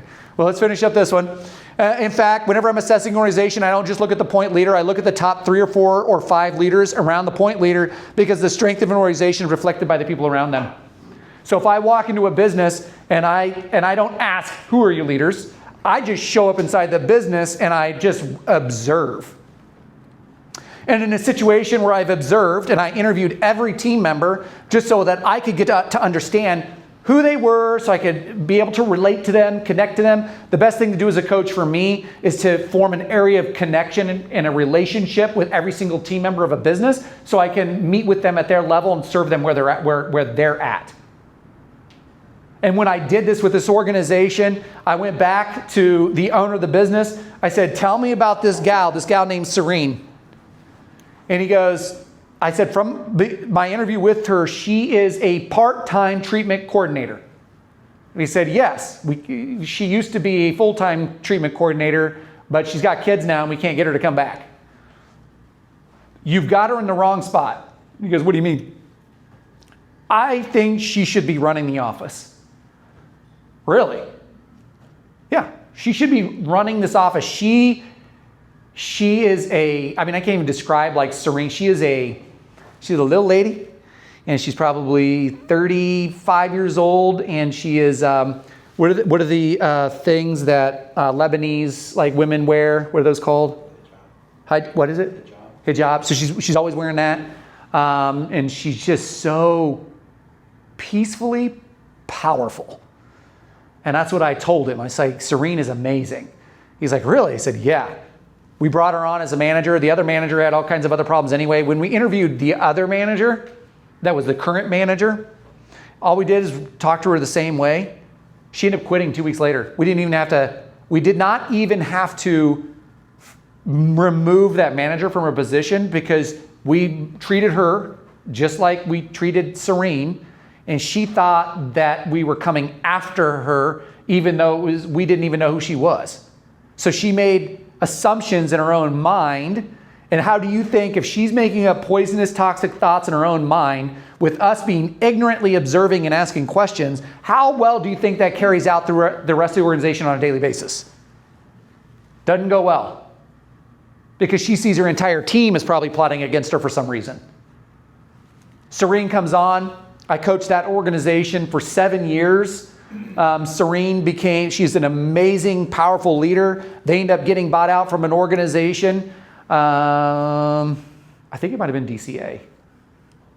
They got bought out from an organization. Serene then took an opportunity to grow her leadership by showing DCA that she could actually be a regional leader. She didn't ask for it. She did the things that we had talked about doing to show up as a leader, to become undeniable about what people look for in leadership. As of 3 weeks ago, my old friend, Nader Bazi, messaged me, because I'm going to visit. Their house is in Michigan, but they have another house in Florida. And so we go visit them every single year in Florida for about 4 days just to hang out and catch up. I said, I'm excited to see you in October. He said, I'm excited to see you in October as well. And Serene put in her 2 weeks. And my response was, it's about time. Best is Serene. What are you doing? And she says, well, I just need to spread my wings and I need to build into more people. Fantastic. That's all I respond. She goes, I thought you were going to convince me to stay with Doc. No, I'm a fan of purpose and passion and potential and in high pursuit of that. At some point in time, some people in our business may outgrow their position in the business. And that's just a fact. Any business owner that does not want the best for their team member is not really wanting their best. If we're only working with somebody to serve us and not serve how they can serve the community and people around them and serve their family, then we have to ask ourselves, are we truly in it to serve everybody? Does that make sense? All right, what is your culture plan? We talked about a lot of that. Ideal team player. Okay, let's go ahead and break. That's more about culture. Let's go ahead and take a break. Are we good? Anybody have any questions right now or thoughts? You said you wanted to dive into culture. That was like a whole hour of culture. Okay, was that good? Yes, it was. Okay, some of you need some more coffee. I always love being up here and see some people's eyeballs. Sometimes I'm like doing this. I know sometimes it's just a blood sugar crash, and I know sometimes it's, I get it. All right, let's go. Let's take a break. How long do we want to break for? It's 11, 12, 15. What time do you want to say? 15 minutes. 11:30? Yeah? Good? Okay. So, do you know Glenn? He does Sounds entrepreneur web podcast. Okay. And so I had him come speak to them because again, I'm trying to get like all exposed. Yeah, it's awesome. And so he's talked to them, and so he's like, yeah. So he's like, our big speaker for the years just came named John Graham. He's an orthodontist at Salt Lake City. Mm-hmm. I'm like, John Graham. I said, I know John Graham. So I'll show you. So this is me first. Okay. So we dress up like the village people. Okay. So I'm most exposed. Yeah. Buck naked. So this is John Graham. He's like this big, top-notch international orthodontist lecturing all over the world, okay? So we dressed up as the village people. Our sailor was missing. So the guy that was supposed to be the sailor for the village people didn't show up. Yeah.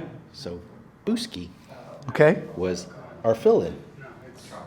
Oh my gosh. There he is.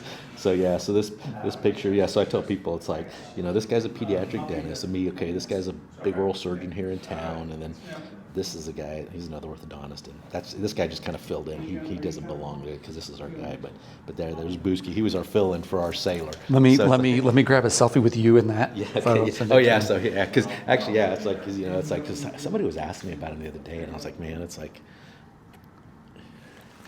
So, let me kind of put this like this. So. Perfect. Okay, there you go. That'll be good. Yeah, that'll be good. No, that's excellent. It's real good. I mean, I enjoy it. It's like this is a lot of. So that's what I'm trying to get them to see. It's like, guys, it's relationships. Yeah. I go, because, ABC, right there, ABC. Yeah. And I'm trying to tell them, it's like, guys, this is for have a relationship, connect. I mean, you can have two left hands. Yeah. And people will love you. Oh, yeah. And to me, because I tell them, because, like, they come in, well, I just want to just get the experience and just find a job. I'm like, guys, okay. And I tell them, so I have this little motto. I say, do what nobody else is doing now. Yeah. So you're doing what nobody else is doing later. That's right. And to me, it's like, that's what I try to tell them. I'm like, okay, guys. And so I'm trying to expose them to, like yesterday, we went to Fort Worth and did like a class over there. Yeah. So I'm just trying to expose them and network. That's great. And get all this stuff out. But it's like, to me, it's like, if you're ever in Dallas, Yeah. and because again, so like this year we just have 3 because they didn't have a program director, so Right. I came in just on default, like Yeah. I say, because my neck and my arm went south, and so Yeah. I had to kind of Okay. do like an audible, Yeah. so I had to kind of make a change in direction, but so for me, I'm trying to get these residents exposed, and so like if you ever come back to Dallas and do this, like because I get like a new set of residents next July. Oh, okay. So I'm trying to get stuff like yearly, like where Yeah. they can hear stuff, Yeah. So I don't know how often you come down. Well, they ship me around to wherever they decide to ship me around to. Yeah. So they'll message me and say, do you have these dates available? And then I'll look at my calendar and say they work. Yeah, so Yeah. I'll stick with both those guys, and they'll take care of us. But Yeah, it's been Dallas very good. is. Thank you. Yeah, Dallas is so simple to travel to from Kansas. I mean, I'm in Topeka, but Kansas City, it's an hour What's that flight. big oral surgery group in Topeka? Big guys. They're all a lot of them are out of UT Southwestern. This oral surgery. God, they used to be. God, I'm trying to remember. Zeller. There's an oral surgeon in Zeller. Are you talking about, is it a corporate? It's a yeah, I mean, well, it's probably like 10 oral surgeons there, like Fusler, he used to be I'm trying to remember, I'm drawing a blank. In Topeka, the most name recognition is Zeller. But does Zeller have like He bunch of does. other oral surgeons? He there? does. Yeah, that might be it, because it used to be. I don't know that, I don't. So it used to be Mosby. So Ed Mosby used to be the oral surgeon that owned it. Maybe Zeller took over it because Okay. Ed Mosby passed away. Okay. And then, but that's like the huge oral surgery group down there. That's pretty Yeah. solid. Yeah. Yeah, because in Topeka, there's not very Yeah. many oral surgeons, which is, I have a friend in Lawrence that actually used to, most of his clients, so Lawrence is about 30 minutes away from Topeka, and most of his clients came from Topeka Yeah. because they didn't like the bedside manner of Zeller and some of the other doctors there. Yeah. It's kind of. Maybe they're in Topeka. I mean, yeah, it is. I want to say Topeka. Maybe Yeah. in Lawrence. I mean, 'cause- It could be even in Kansas City. Well, no, because it's outside. I mean, it's like Oh, it's a okay. podunk town in Kansas. Because all these guys. So Ed Mosby was like the godfather of oral surgery, Got it. and he had an office like in one of those small. It might have been Lawrence. I don't know. But Okay. One of those smaller towns. Yeah. And so all these oral surgeons just followed him, and so this Yeah. little tiny town Yeah. had like these incredible oral surgeons. And Yeah. you're like, what the heck? So, Yeah. Yeah. But no. But thanks. Yeah. I'll let Yeah. you have a little break there.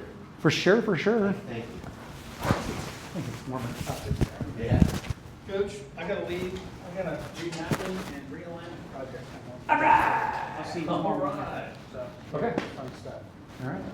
You good with everything? You know where you're going? Yeah. Okay. Okay. Good. That's a cool hotel, so, that Gaylord. Oh, yeah. It's nice. They like it. You're from Colorado, right? I'm from Topeka, Kansas. Oh, okay. I've been to that Gaylord. Usually we go there pretty much like every other year for an event. Yeah. It's humongous. Oh, it's like a little city. Yeah. Yeah. I remember ordering a drink there one time, and I ordered like a vodka, and I was like, they wanted to go out for dinner at like 8 o'clock, and I'm like, I don't do 8 o'clock. Like I'm an early bird, Yeah. and so I ordered a vodka and a sugar-free Red Bull just to stay up and then have a little bit of a drink, Uh-huh. and it was $22. Oh, yeah. I was like, thank you. That was your meal. Oh my gosh. Yeah, and, I mean, it was being paid. It's like the rest of the stuff was being paid for from somebody else. I'm like, okay, well, if this is the only thing I had to pay for, I'm doing okay. Yeah. All right, I see you. Appreciate it.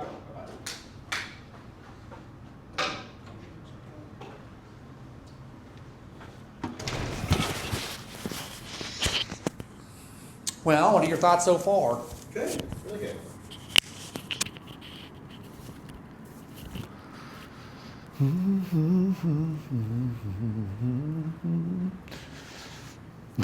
Did you guys have bigger expectations of the size of how many? Yeah, it's wild where we have to like, just sign up for stuff if it's like not show up. It just drives me absolutely nuts. Even with like tuition. I'm like, so you got paid and consciously took the time to sign up and then you just don't come to the course. Yeah. Like it just doesn't make any sense. Mm-hmm. I'm like, okay, whatever. Like, But you guys, I mean, ZimeV's model though is that you guys are paying for a lot of things to create the opportunity, and so it's. I mean, I would be irritated if I'm ZimeV.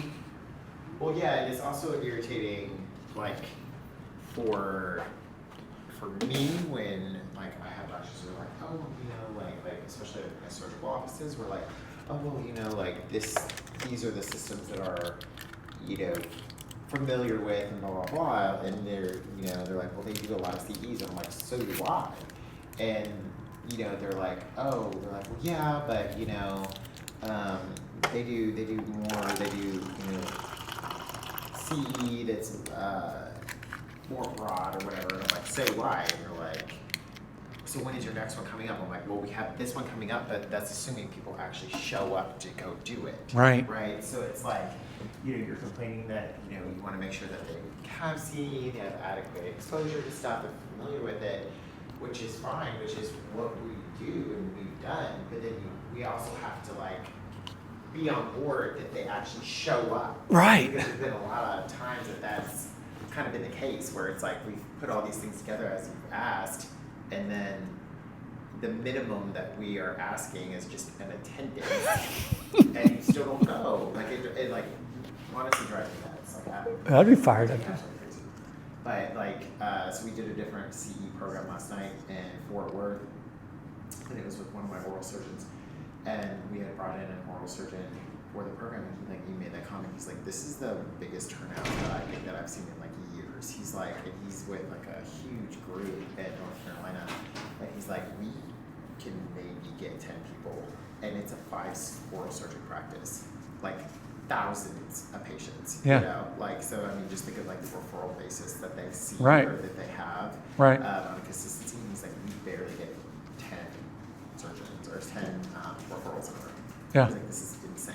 Yeah. So it's just this, like, he's like, people just don't want to come out. They don't want to, do it. They don't want to, don't want to go and learn and stuff anymore. It seems like, but Yeah, and it was interesting, like COVID really put people in a online learning module system, learning at your own time, right? There's no longer like, and there it just re-taught people behavior pattern that actually doesn't serve them to their best ability because there's no networking. right.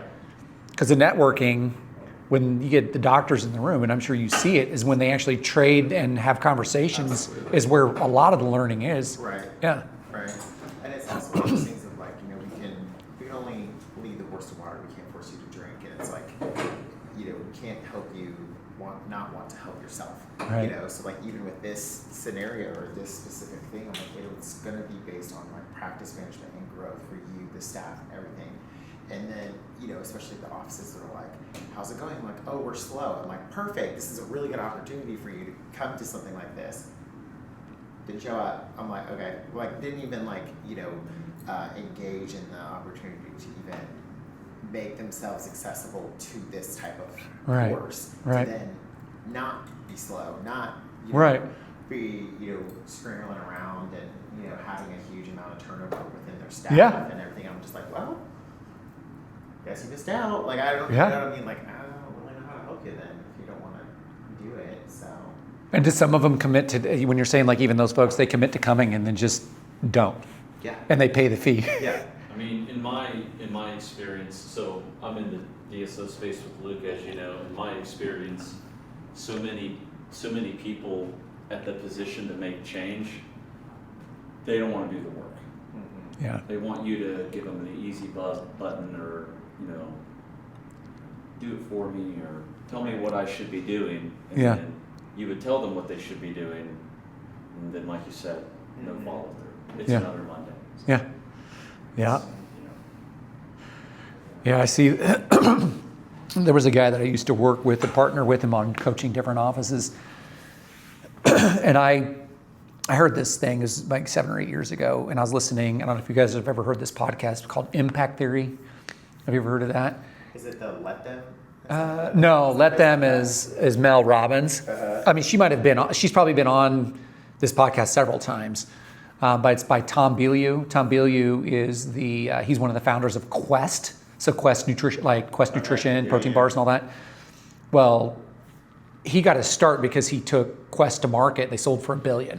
Nice. So that was his exit from Quest. I mean, and now after that he launched this Impact Theory because it gave him the ability to serve people through community and coaching more or less on YouTube. And he said during one of his talks, he said, when you focus on creating an impact and less focus on creating income is when the income will follow. Yeah. And so when I'm interviewing different offices, my buddy that I was working with at the time, he's got a good heart, and I've known him for like 30 years, but his approach is different than mine. I'm more about focusing on the people. If I serve the people, the profit will come. He's more about how much is the profit, and then I'll think about the people. So it's just a different way to work. And so when I interview offices, if somebody was interested, so it's like, say I'm in a group like this or a bigger group or whatever it is, and they're like, what does it look to work with you? I say, I don't know. And I'll just tell people that, I don't know. We may not be a good fit.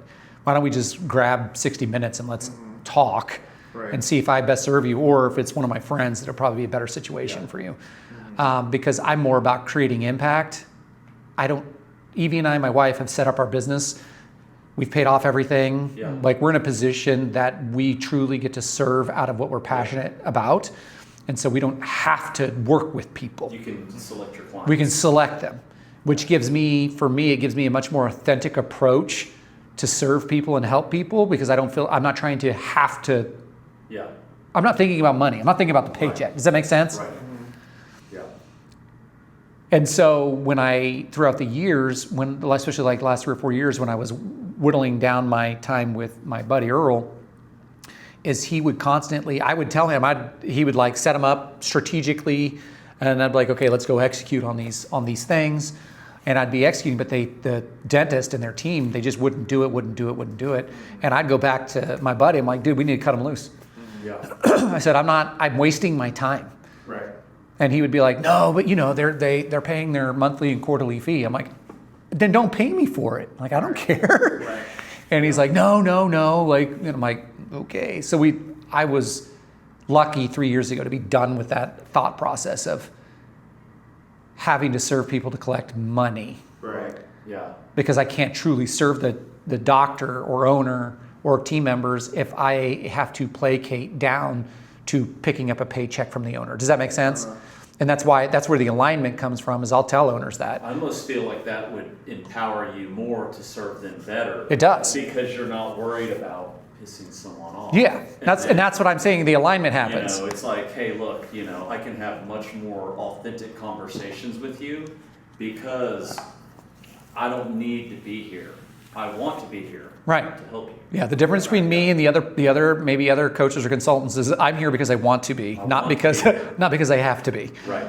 Yeah. And I showed up at an office in, I don't even know where this was, Connecticut or something like that. And I showed up, like if I'm pretty much dressed like this.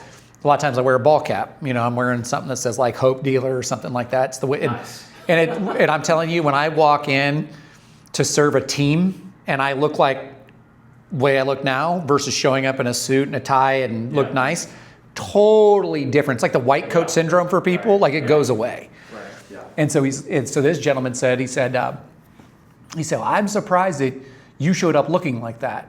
And I said, looking like what? He's like wearing a t-shirt, and I was wearing like a nice hoodie, like a thin, lightweight, like fashion type hoodie, and jeans. And he goes, and your hat. I'm surprised that my friend, lets you, because my friend's older, so he's like, he assumes that, he's the boss. Yeah, so I'm surprised he lets you show up like that. And I said, all right, doc. I said, let me share this with you as respectfully as I possibly can. I said, one, I don't have to be here. Yeah. I said, I don't need to get paid by you. Yeah. Two, he's not my boss.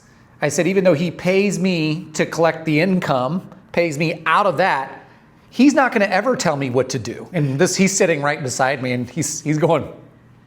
And then he says, and if I ever tried to tell him what to do, he would just stop working with me. Yeah. And he goes, and I said, so where do you want to go from here? I can either leave now and go back to the hotel, or I can serve your team. I was just joking. I was joking. Okay. So let's get besides that now. Let's get to work. Yeah. What a disarming conversation. Well, and it's Lay them on the table. dude, I spent so much of my life in high anxiety and depression and Yeah. trying to be liked by people. You don't have to live that way. I don't have to That's live that way the dirty- anymore. Well, none of us do, and No. that's the dirty secret. Yeah. Yeah. Yeah. None of us have to. When I let that go, it freed me up to be authentic. Yeah. And that's where my sweet spot is. And I think everybody's sweet spot is where they can be authentic. Yeah. It's my website that my friend talked me into making says that, he's like, you have to have a website now because you're doing things. I'm like, oh, okay. I said, you designed the website. He said, okay. Yeah. So he calls it he made up the name for it. He said, you do the 3UC method. And I go, okay, what's that? He goes, you always talk about being unlocked, unleashed, and undeniable. And I was like, oh, okay, that works. Yeah. Yeah. But yeah, I do love speaking to dentists and doctors though, because I say a lot of times that they are, like I've spoken to a lot of business owners or CEOs and stuff like that. I even work for corporations, and for the most part, with the people that I've had the opportunity to speak with and to, they seem more humble. Again, my experience, than people in other roles or other onuses of different types of business. Because I feel like dentists, oral surgeons, doctors that own business, that own practices, dude, they got a lot on their plate. Oh yeah. Yeah, I can do it. They're not like an MD that's working in a hospital that's collecting whatever they're collecting over here. They get to Well, leave at the end of the I day. mean, on the dental side, it's not like they're getting a lot of that in school, Right. So Yeah. they come out here, and if they are practice owners, or even if they're managing dentists or something like that, give me all the help you got. Yeah. Yeah. That's how it should be, right? Mhm. Yeah. Yeah. Lifelines. Lifelines. What is the Texas Mission of Mercy? It's a t-shirt they give us at work. They do free dentistry. Okay. And now is that the team color? Because you guys are all wearing the same color but different shirts. Yes. Okay. It's Texas A&M. Oh, got Black and it. white, yeah, it's like, Got it. So Texas A&M. it's a cult. It's not a cult. It is. Watch a Texas A&M football game, you'll see it's a cult. What fan are you? I went to Baylor. Okay. But, all the rest of my family went to UT, so Okay. I follow the Longhorns more than I do Baylor, because Baylor's not very good in football or anything, so. Baylor's good in football. They're doing good. I'll tell you what's fun in the Big 12 this year is we'll see what my Jayhawks are going to do. Because they underplayed last year. Yeah. They overplayed the year before. And so this year they built a new stadium. It's gorgeous. And I don't know what all this, I've never seen these stadiums down here. And they're probably I know they're twice as large or 3 times as large. So I think some of the stadiums in Texas and in Michigan hold like 150,000 people or something like that. KU uses 53,000. We think that's a lot. Both Kansas teams are good this year. Mm-hmm. Yeah. It's pretty good. Yeah, we'll see what ends up happening. But I'm excited about KU football. Took my dad to a game last week. It was gorgeous. It was fun. My dad does it. He's been going to KU football game. I mean, he's been taking me to KU football games since I was like 6. And he still doesn't know a lot about football.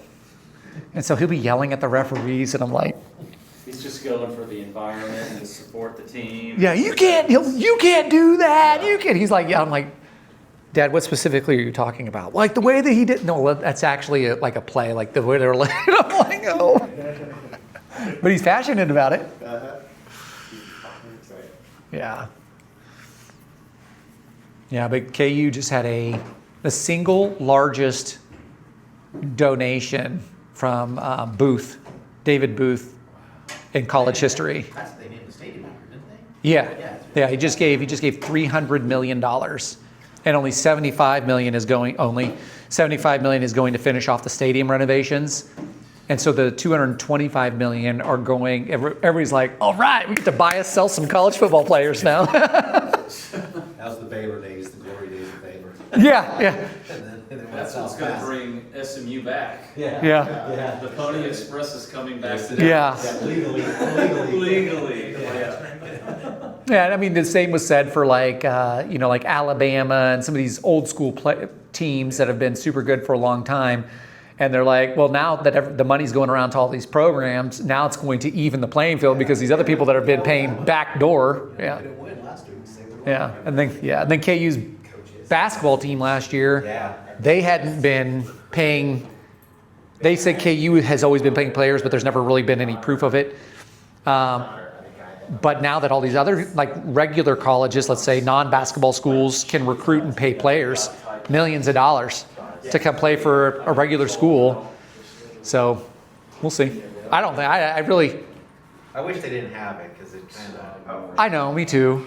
Just takes the purity out of it. It does.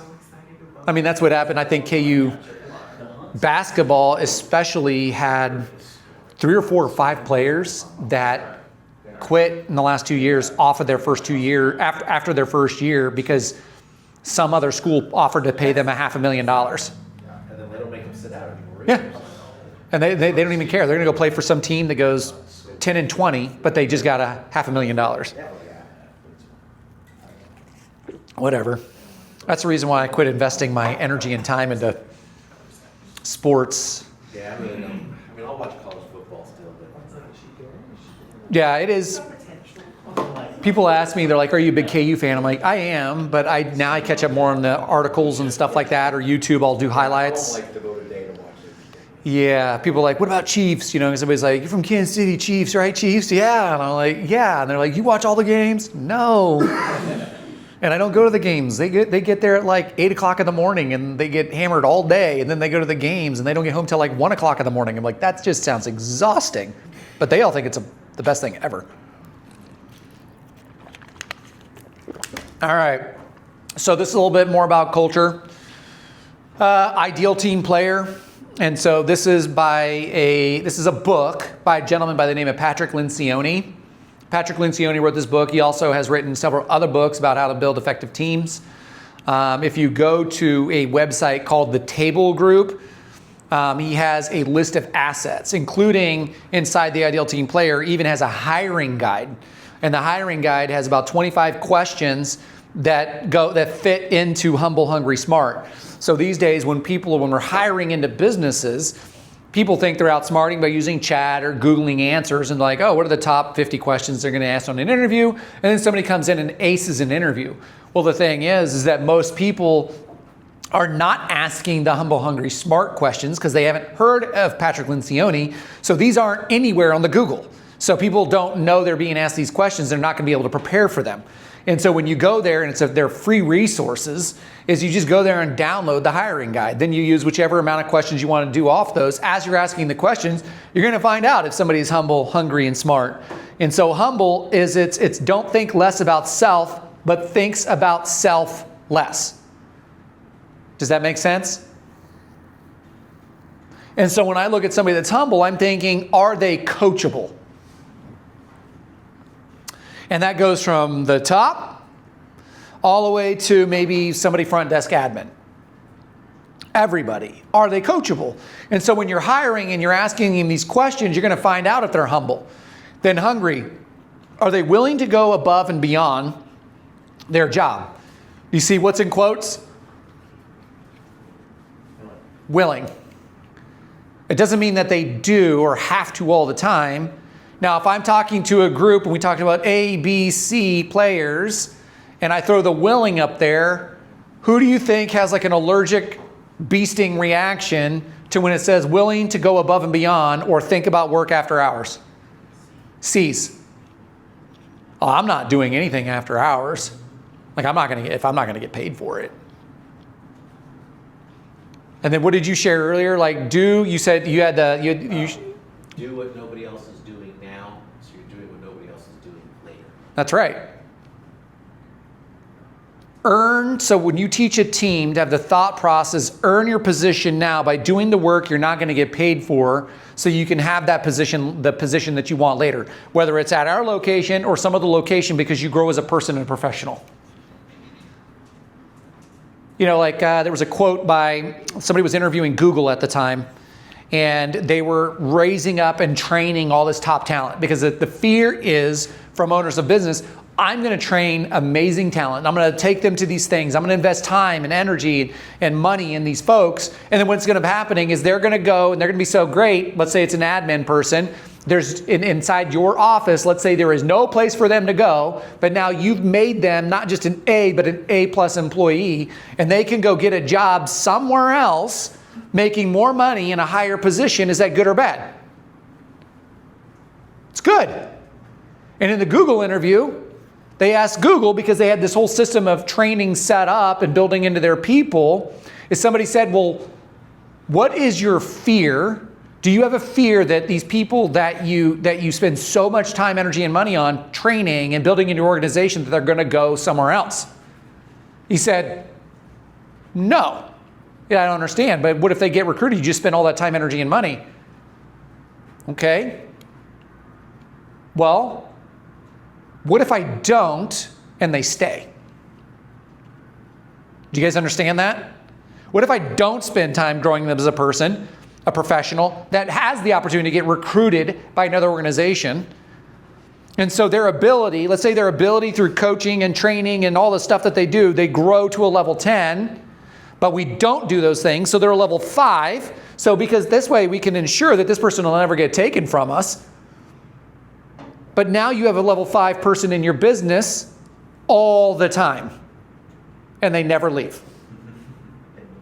Congratulations. They never leave. Yeah, congratulations, you just raised a C player that you have to keep on potty training. But if we raise A players that have the opportunity to be recruiting, that are being recruited by somebody else, that's who you want. So create an environment that they don't want to leave, but inside our offices and the positions that we have, there's only so much that we can do for certain positions in a business. We can't always pay them more money if that position does not pay that amount of money. Does that make sense? Because I've had that happen too with a treatment coordinator. She went and got it, she graduated, she was a treatment coordinator, got a degree in medical business management or something like that. She went back to the owners and said, I've got a degree now, so I want more money. What do you think the owner said? No. Because it had nothing to do with the degree. It was about, she's a treatment coordinator, so what's it about? Getting results and yeses in treatment. The degree is not the result. The degree is study. The result is more treatment being done. So if she wanted to get a raise, guess who was in control of her income? She was.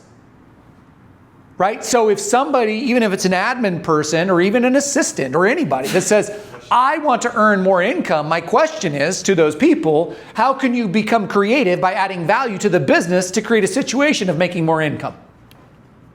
What do you need to do? What do you need to study? What books do you need to read? Outside of business hours.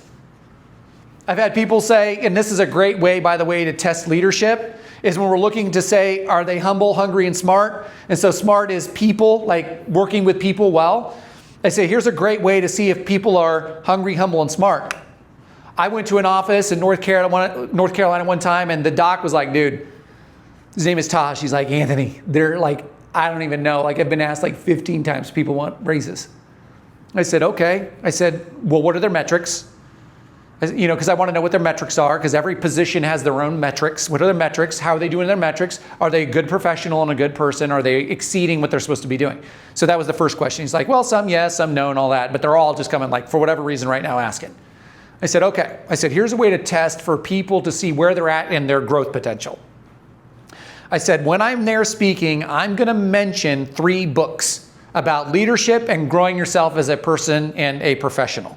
He said, okay. I said, when I mention those 3 books, I'm going to make a suggestion that they get the books and then they read them and then they get back with leadership about the principles that they're learning through these books. He said, okay. He said, here's the type of people that will show up. The ones that won't ever say anything to you, and they're just going to go get the book. And they're just going to read it, and then they'll come back to you. They won't even tell you they're doing it. They're just going to go do it. Because guess what leaders do? They just go do it. Then you're going to have somebody that says, here's the other person. They're going to say, do I get paid to what? Read the book. And if you're like me, which is a slow reader, I'm going to get paid a lot of money because it's going to take me forever to read the book. Right? But people will say, do I get paid to read the book? And then what's their other question that they'll ask? Are you going to pay for the book?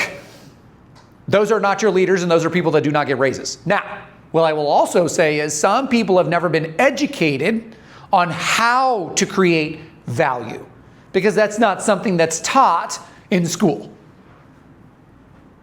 We show up and we've been programmed as a society that we graduate high school, graduate college, graduate with a master's, graduate with this. And because we do these educational things, that is what creates value economically in a business. Is it? Because most of the college graduates that I know have no economic value. because they haven't done it yet.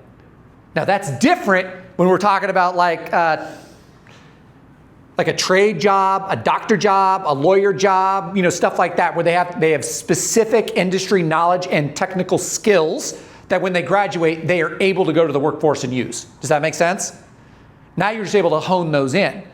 But you have a whole bunch of other people that graduate with business degrees, with cultural science degrees, with these degrees that are out there that adds absolutely no economic value. So I'm not saying the person does not have value. Every person has value. Yes?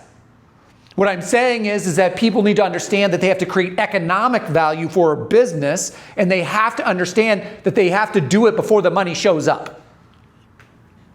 And if the money doesn't show up at that organization, I believe in abundance, is that you're going to create a situation, that individual will create a situation where they're going to be able to reap that investment in their time and in themselves somewhere else at some point in time. It's not going to be lost. No energy is ever lost. Energy always exists. Table, chair, us as humans, everything, energy always exists in some format. So it's never lost, it just transforms. And so the energy that's spent in growing ourselves as people and professionals, even if we can't grow in this organization and we grow beyond the organization, will now be somewhere else. But it's where people look short-sighted, where they say, because they won't pay me here to learn, then I'm just going to keep on asking them for more money as opposed to growing as a person and professional. Does that make sense? Does this seem familiar with some people? And so I used to come from a position of what's wrong with them? Don't they just know? Why don't they just do these things? And then it came to realization to me years ago, they don't know because they've never been taught. So why would I blame if there's a blind person getting ready to walk off a cliff and I just watch them walk off a cliff? Whose fault is it? Is it the blind person's fault they walked off the cliff, or mine that I saw them and didn't stop them? Whose fault is it? Mine. I can see the danger happening in front of them, and I spend no time educating them on what they need to do. What's going on, man? You're good. It's a little bit, I'll tell you this one time. There's 8 practices. I'm in Ohio, and the kitchen, so we're in this like a golf course club, country club, and the huge room. And so they had like 70 people there. And then over here was the kitchen. And in the kitchen, they were playing rock and roll and they were washing dishes. So the entire first 15 minutes of my presentation, like I just could not think at all because there was constantly baking dishes and rock and roll. So I went into the kitchen and I said, dude, I absolutely love the way that you guys are rocking it out in here. I need your help. Here's what I need you to do. Is my brain is so distractible that I can hear you guys having a good time in here, and truly I want to be done speaking and I just want to come in here and hang out with you guys, but I need your help until I'm done speaking. I need the music lower and then we can rock out together afterwards. And they're like, oh dude, I'm so sorry. So it's a different approach as opposed to just being a jerk and being like, hey, can you guys please turn down that music? It's really distracting, right? And as we were talking about, it's about creating relationships with people. Right? So when I approach them in that manner, do you think that it was a better result doing it that way versus going at them with arrogance and pride and ego? Yeah. I just figured I'd tell a distraction story since I was being distracted. All right. So where were we now? Somebody anchor me back.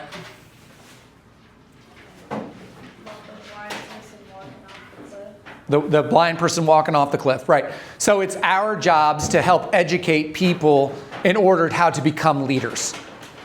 Thank you. Even though we don't want to, it is, because the people are inside our business, so we need to educate them on how to understand how to learn. And the people that are resistant to that, those are the people you don't persecute them. You go over here and spend time with this person that does want to grow, and this person will watch for a time period. This person will grow, and this person will self-select out. I heard an analogy one time with the human body in science is that if you get a thorn, I guess, like in your foot, like a small thorn, not something that's really deep in there, that eventually over time your skin will actually do what to that thorn? Push it out, right? So it doesn't need to be surgically removed, not all the time, right? You just, over time, it'll just get pushed out.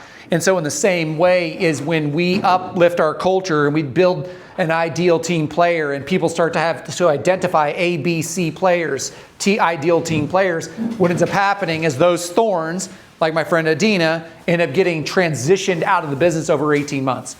The D players, we just get it right away. Those are the ones that are super resistant and like, this place isn't, and they keep on coming to work, but they always complain. Get them out immediately. All right, in what ways are we positively impacting our team? In ways that in ways are we getting feedback that we are falling short? Team training for the person. So is anybody familiar with DISC? Okay, DISC is a communication behavior model. It is absolutely powerful understanding how the way people think. So, or not think, but how they think and behave and communicate. So for example, in my own business, I am a DD, which means I am a driver. And all my indicators are like, be to the point, bullet points, don't yabber on, just tell me what the results are. That's a D.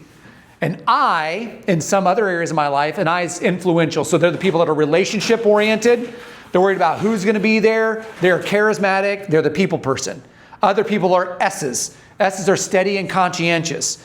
Those people are worried about the how are we going to do things. And they want everybody to get along. And then you've got the C's who are conscientious. So those are the folks who are like, they're super methodical. People will say, people will say, these people take too long all the time to get anything done, when in reality, a C wants to make sure that everything is done right the first time. Does that make sense? Yeah? We got food in the back. Yeah? You guys hungry? While it's hot, working lunch. That's what I was thinking. While it's hot, working lunch maybe. Yeah. I'd rather people get their food now than wait for it to get cold. Let's get some food now. While it's hot, working lunch. Yeah. I don't want to talk for another hour while that food just sits back there. What is for lunch today? Taco bar? Is it a fajita bar? Yeah. Fajita bar. There you go. Well, get up there and get to eat. I spoke at a men's conference a couple years ago, and they served, I was a speaker after lunch, and they served lasagna, breadsticks, and pasta. Yeah, how do you, like, there was no amount of jumping and screaming and yelling and motivating I could do. They were all like, yeah. I told my friends, I said, if you ever plan another men's event and you want me to speak, either you're not having me speak after lunch or we're changing what we're having for lunch.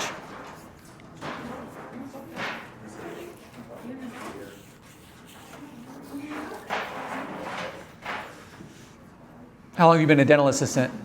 For 2 years. 2 years. Okay. Awesome. Enjoying it? My son's fiance is a dental assistant. Yeah. She likes it. She also does our business too. So she works 3 days a week in the dental office, but then she works in our business doing smoothies and healthy food the other 2 days. Yeah. Yeah. She enjoys it. Don't spill them on Yeah. yourself. All right. I'll try What do you enjoy most about being a dental assistant? It will definitely lose our deposit on the carpet. Sometimes it's easier to tell like elaborate stories and sometimes Yeah. Yeah. Like I said earlier, like sometimes we're the only people, you might be the only people that really talk to, especially the older folks. I mean, my grandma is going to be 90 in October, and she doesn't get out much. So I'm sure she's one of those old people that wherever she shows up, she's going to be talking to somebody a lot. That's where I have to have patience and understanding. Your setup there. So that one, no one would even. Yeah. We just had the conversation with her. She's fallen like 5 times in the last 2 years. And my cousin, so my grandmother had my mom, who has passed 3 years ago, her other daughter, Vicky, who has passed, and her son, Keith, who has passed, and she has Mark, who has not passed. And so she's outlived almost all of her kids. And so her network is small besides her sister. And so my dad and I like get her out of the house, take her grocery shopping and stuff like that. But we just talked her out of driving her car. I mean, she's fallen 5 times. Like if she's falling walking, she should not be driving a 5,000-pound vehicle. Yeah. We were trying to hope to get her into a assisted care. But I think in her mind, that's linoleum floors and dim lights, not like what I've seen. Have you seen some of those places? Yeah. There's some of them are so nice. I mean, I want to move in. Yeah.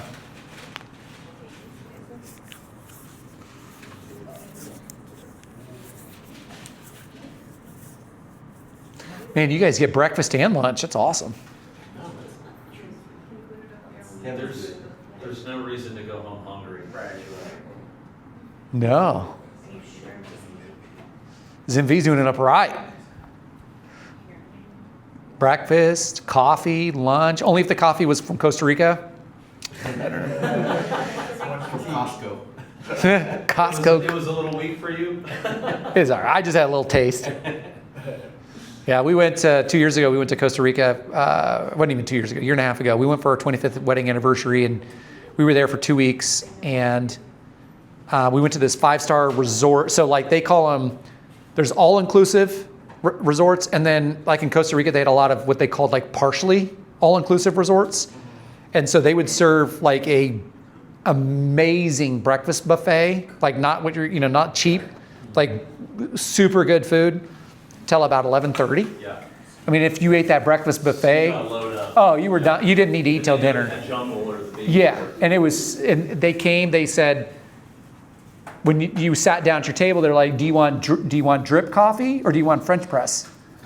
And so every table got their own French press coffee. It was a 5-star. I mean, it was a beautiful resort.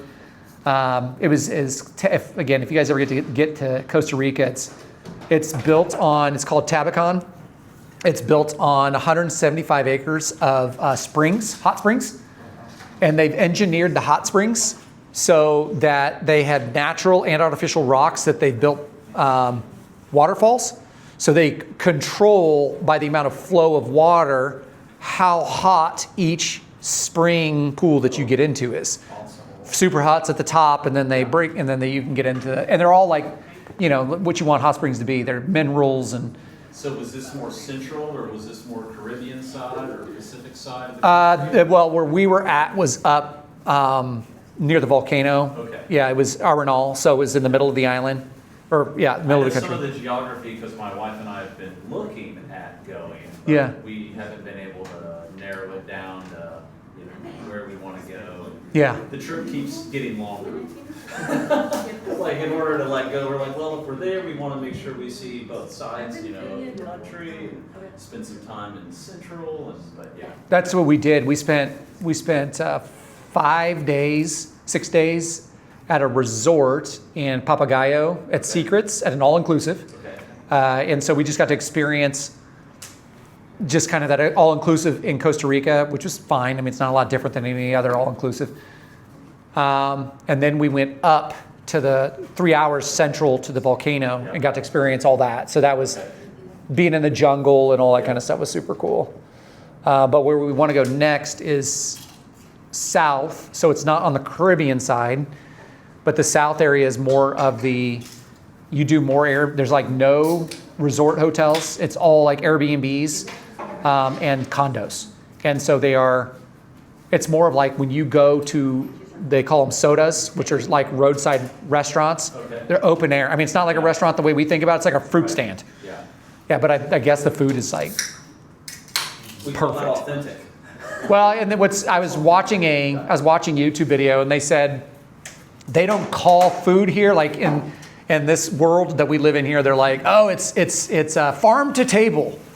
Like they say, they don't say that in Costa Rica because it's all farm to table. It's not a thing. Yeah. That's where I'm going to take Evie next time, is go to those small town surfer areas. All right, so I was talking about DISC. DISC is the communication styles. One of the best ways that DISC works out for everybody. For an example, working with my buddy he's a DD type personality, and so he would ask me on how I was working with one of our docs that we were working with. He's like, hey, let's catch up. He'd say, how's Taj doing? I'd walk into the we'd be sitting down, I'd say, oh, Taj, and then I'm a people. And so I'd start talking about, oh, Taj and his wife, and the kids did this and that, and they went over here and did this or this or this. Taj is doing great. And then he'd let me talk for a little bit. Then he'd go, okay, yeah, but where's the practice at? Oh, yeah, the practice is here, here, and here. Like, I got the practice. I know what the practice is at. I just let him know how Taj was doing, because he says, how's Taj doing? But he meant, how's Taj's business doing? I heard, how's Taj the person doing? Does that make sense? Because my natural communication style is people-oriented, not numbers-oriented, right? Or KPIs or peak performance indicators, right?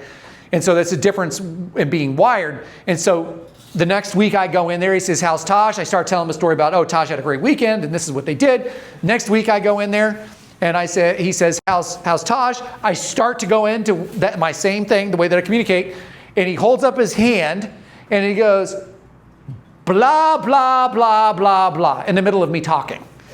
And I just start laughing, and I go, what? And he goes, why say blah, blah, blah when all you have to do is say is blah? I said, what do you want? And he goes, when I ask you how Taj is doing, this is what I want to know. Doot, doot, doot, doot. Great.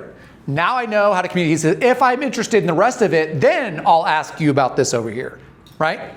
So, and the way that I just did that, though, and just shared with you on how Earl communicated with me, you would think that Earl was a what?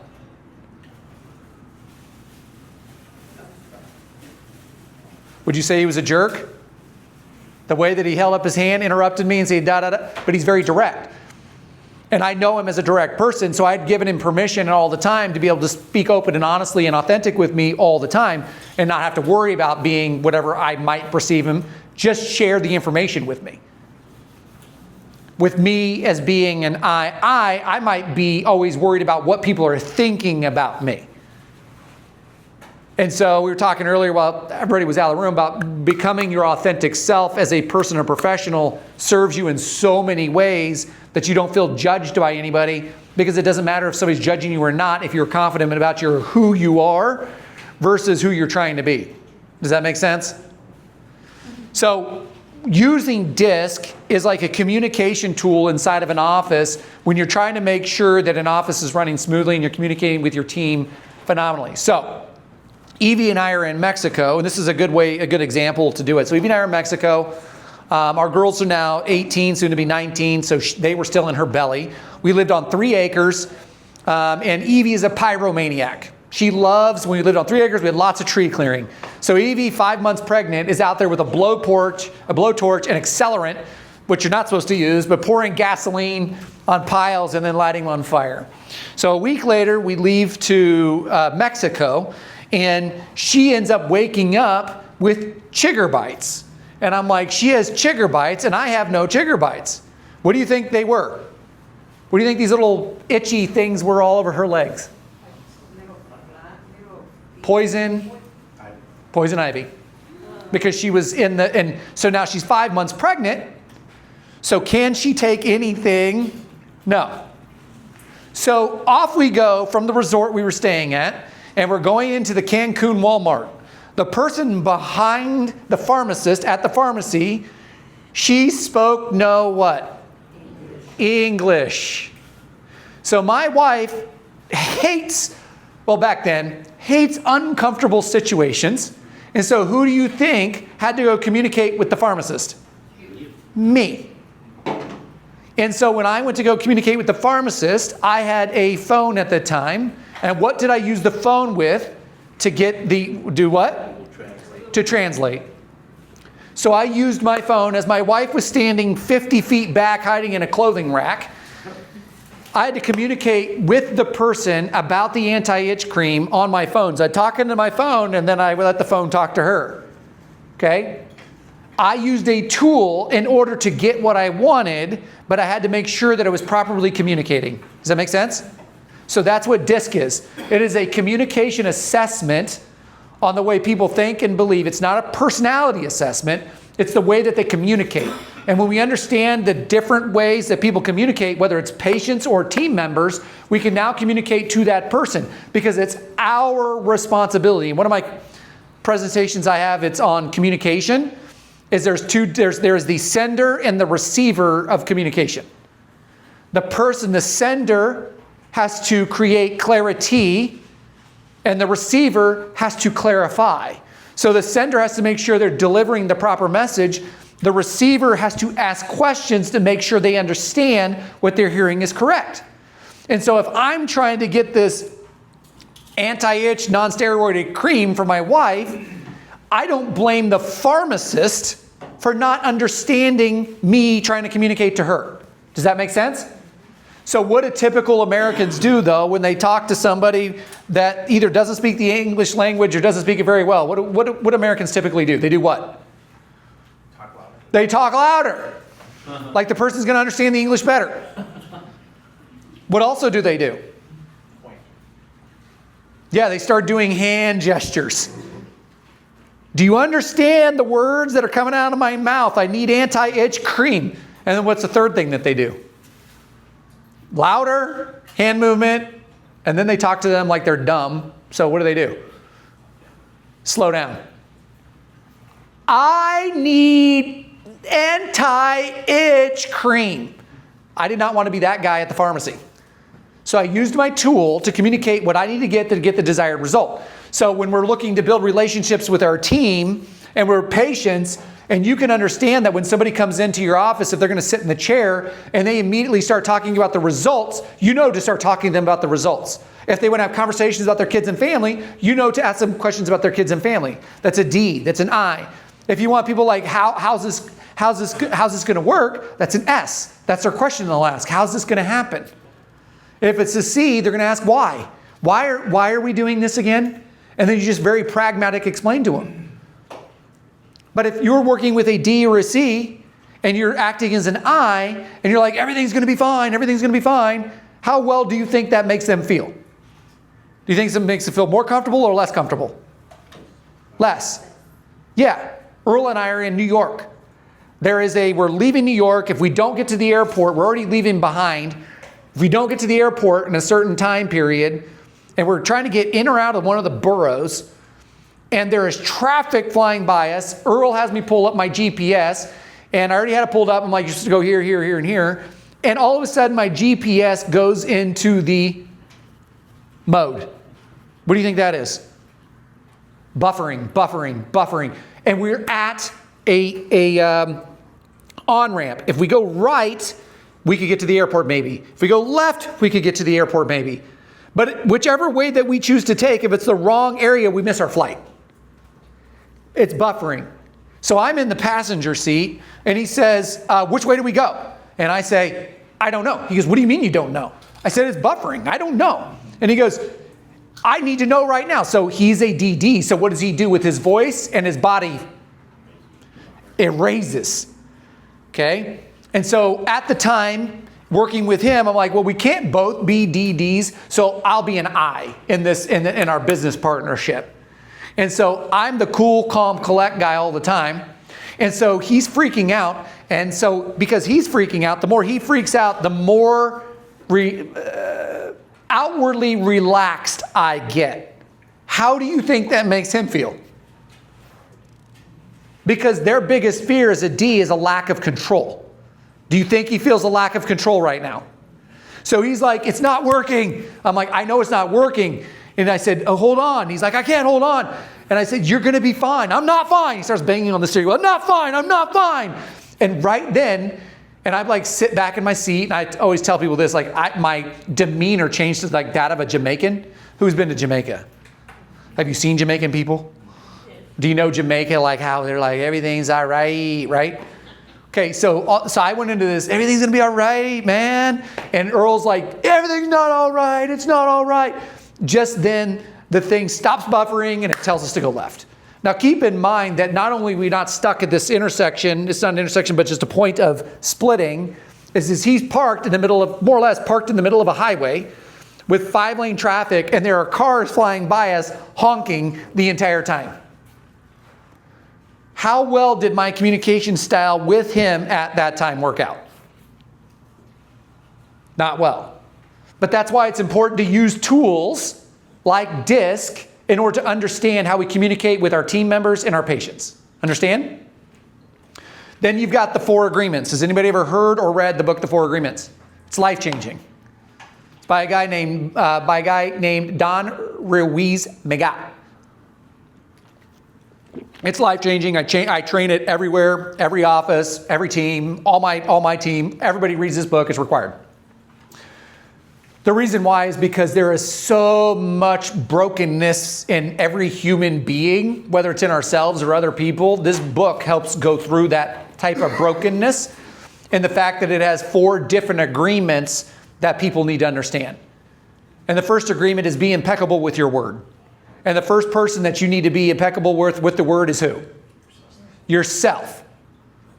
And what people don't understand, the amount of garbage that they put in their head on a regular basis, and then they put all that garbage in here, and then they show up into our business. Or we can look at it as compassion, as we have people being programmed by all the garbage they listen to or all the murder they watch on TV, whether it's news or whether it's the murder stuff that's out there. I mean, even the trash TV, like, is The Bachelor still playing? Is that still a thing? Yes. That's been running for like 800 years. In what world does a female think it's okay for a male to date like 37 other women at the same time, but yet it's been running for like 35 years? Do what? I said, don't watch Love Island. I don't even know what that one is. Don't do it. But you understand that our patients and our team members are watching these things. And then they get all messed up in their head because we become what we pay attention to.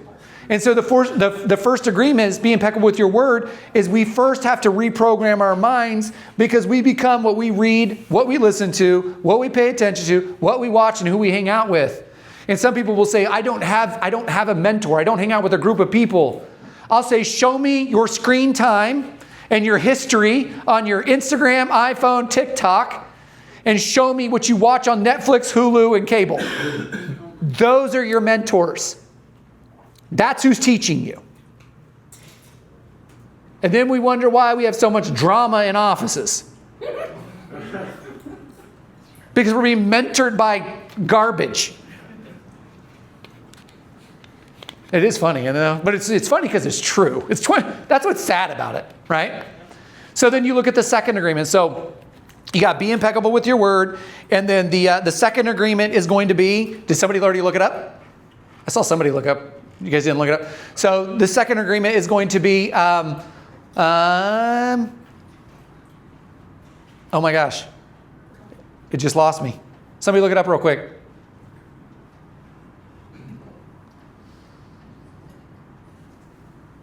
Do you know what it is? I'm not going to pull up my entire presentation. Don't take anything personally. Do people take things personally frequently? Why do people take things personally? They don't know how to separate the personal. Yeah. And they violate agreement number 1 because they're already talking to themselves bad. So then when somebody else shares something with them, they're already in a not feeling good mental state. And so they feel like they need to defend themselves, so they take things personally. How many times has somebody like come inside of an organization and they're like, oh, they don't like me. I saw the way they looked at me. And you're like, do you know that's, the way they talk to you, or do you know that? Well, no, but I know. I saw the way they looked at me, or they said this thing because of this thing. Did you ask them? No. Go ask them. Well, I don't want to because they're blah, blah, blah, blah. You see how that causes, again, trauma when people take things personally. And if people can learn how to not take things personally, because when we take things personally, we are living inside somebody else's reality all the time. And it's their dream. And again, when we talk about the Bachelor stuff, Love Island, whatever that is. I'm not even gonna look it up on the YouTube. But whatever that stuff is, you've got this group of people, like if we're all kind of doing that, and we're all watching the garbage, and then we program our minds with all this just junk, this toxicity, and then we're over here, and we're worrying about what this person has to say about us after they've been programmed to negativity. We've got to shut that off. That's their own deal. And when we can learn to cut that off, all of a sudden we're going to be free to be able to be who we need to be inside of our personal and professional life. Right? And the third one is don't make assumptions. So if you break don't make assumptions, you actually break the second and the first agreement. How many times are people telling themselves stories, right? Which then they take it personally. And then not only do they be impeccable with their word, is if they think somebody is saying something about them, what do they then start doing? They start doing what? Talking about the other person. And now we have gossip.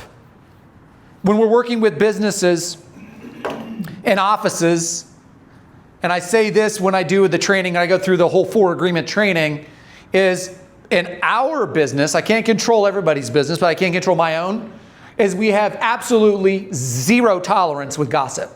Zero. Somebody gets one accountability conversation. After that, they are no longer part of our organization. Don't tolerate it. We talk about culture. Don't tolerate it. We don't. And people are like, well, that's kind of harsh. I don't care. It's my business. Everybody gets to run their business if they own one the way that they want to run it. And you know what ends up happening? When we go, I'll take a group of like 50 of us and we go to Dallas, we go to Gaylord, we go to these different places we go for trainings as a group, and there might be 1,500 people there, 2,000 other groups of people there, and they'll say every single time, watching your guys' team be together, we wish our team would be like that. But they also don't have any culture tolerances set to where they don't tolerate gossip because they're worried about losing team members. I'm not worried about losing team members. I want to be focused on getting the right team members.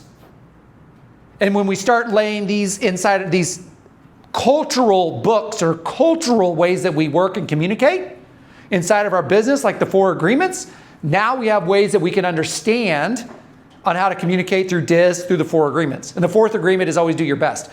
Because sometimes I have a sinus migraine. And so sometimes my level 4 is a level 10. Sometimes my level 10 is a level 10.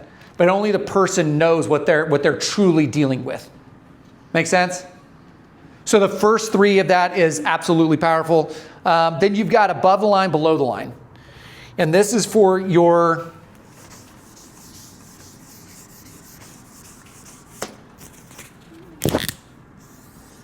so above the line, and I'll quickly go through this.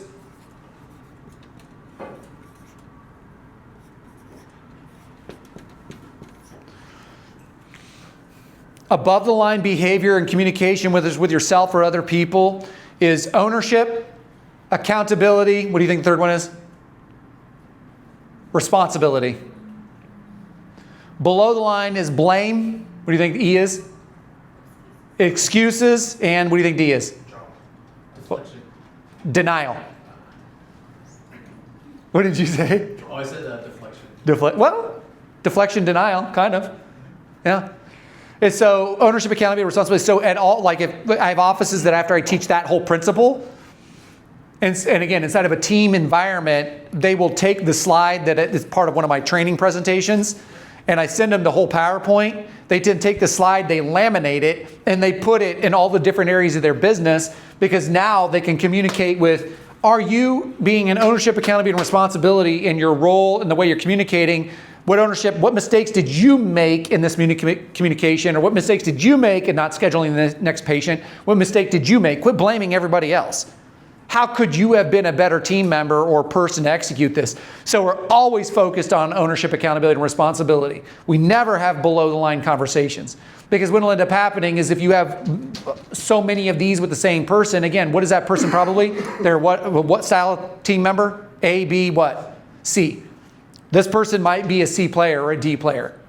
right? So you put in place these cultural things and communication and standards, and all of a sudden you start to, your organism, as your skin organism, your culture organism will start to push out the thorns.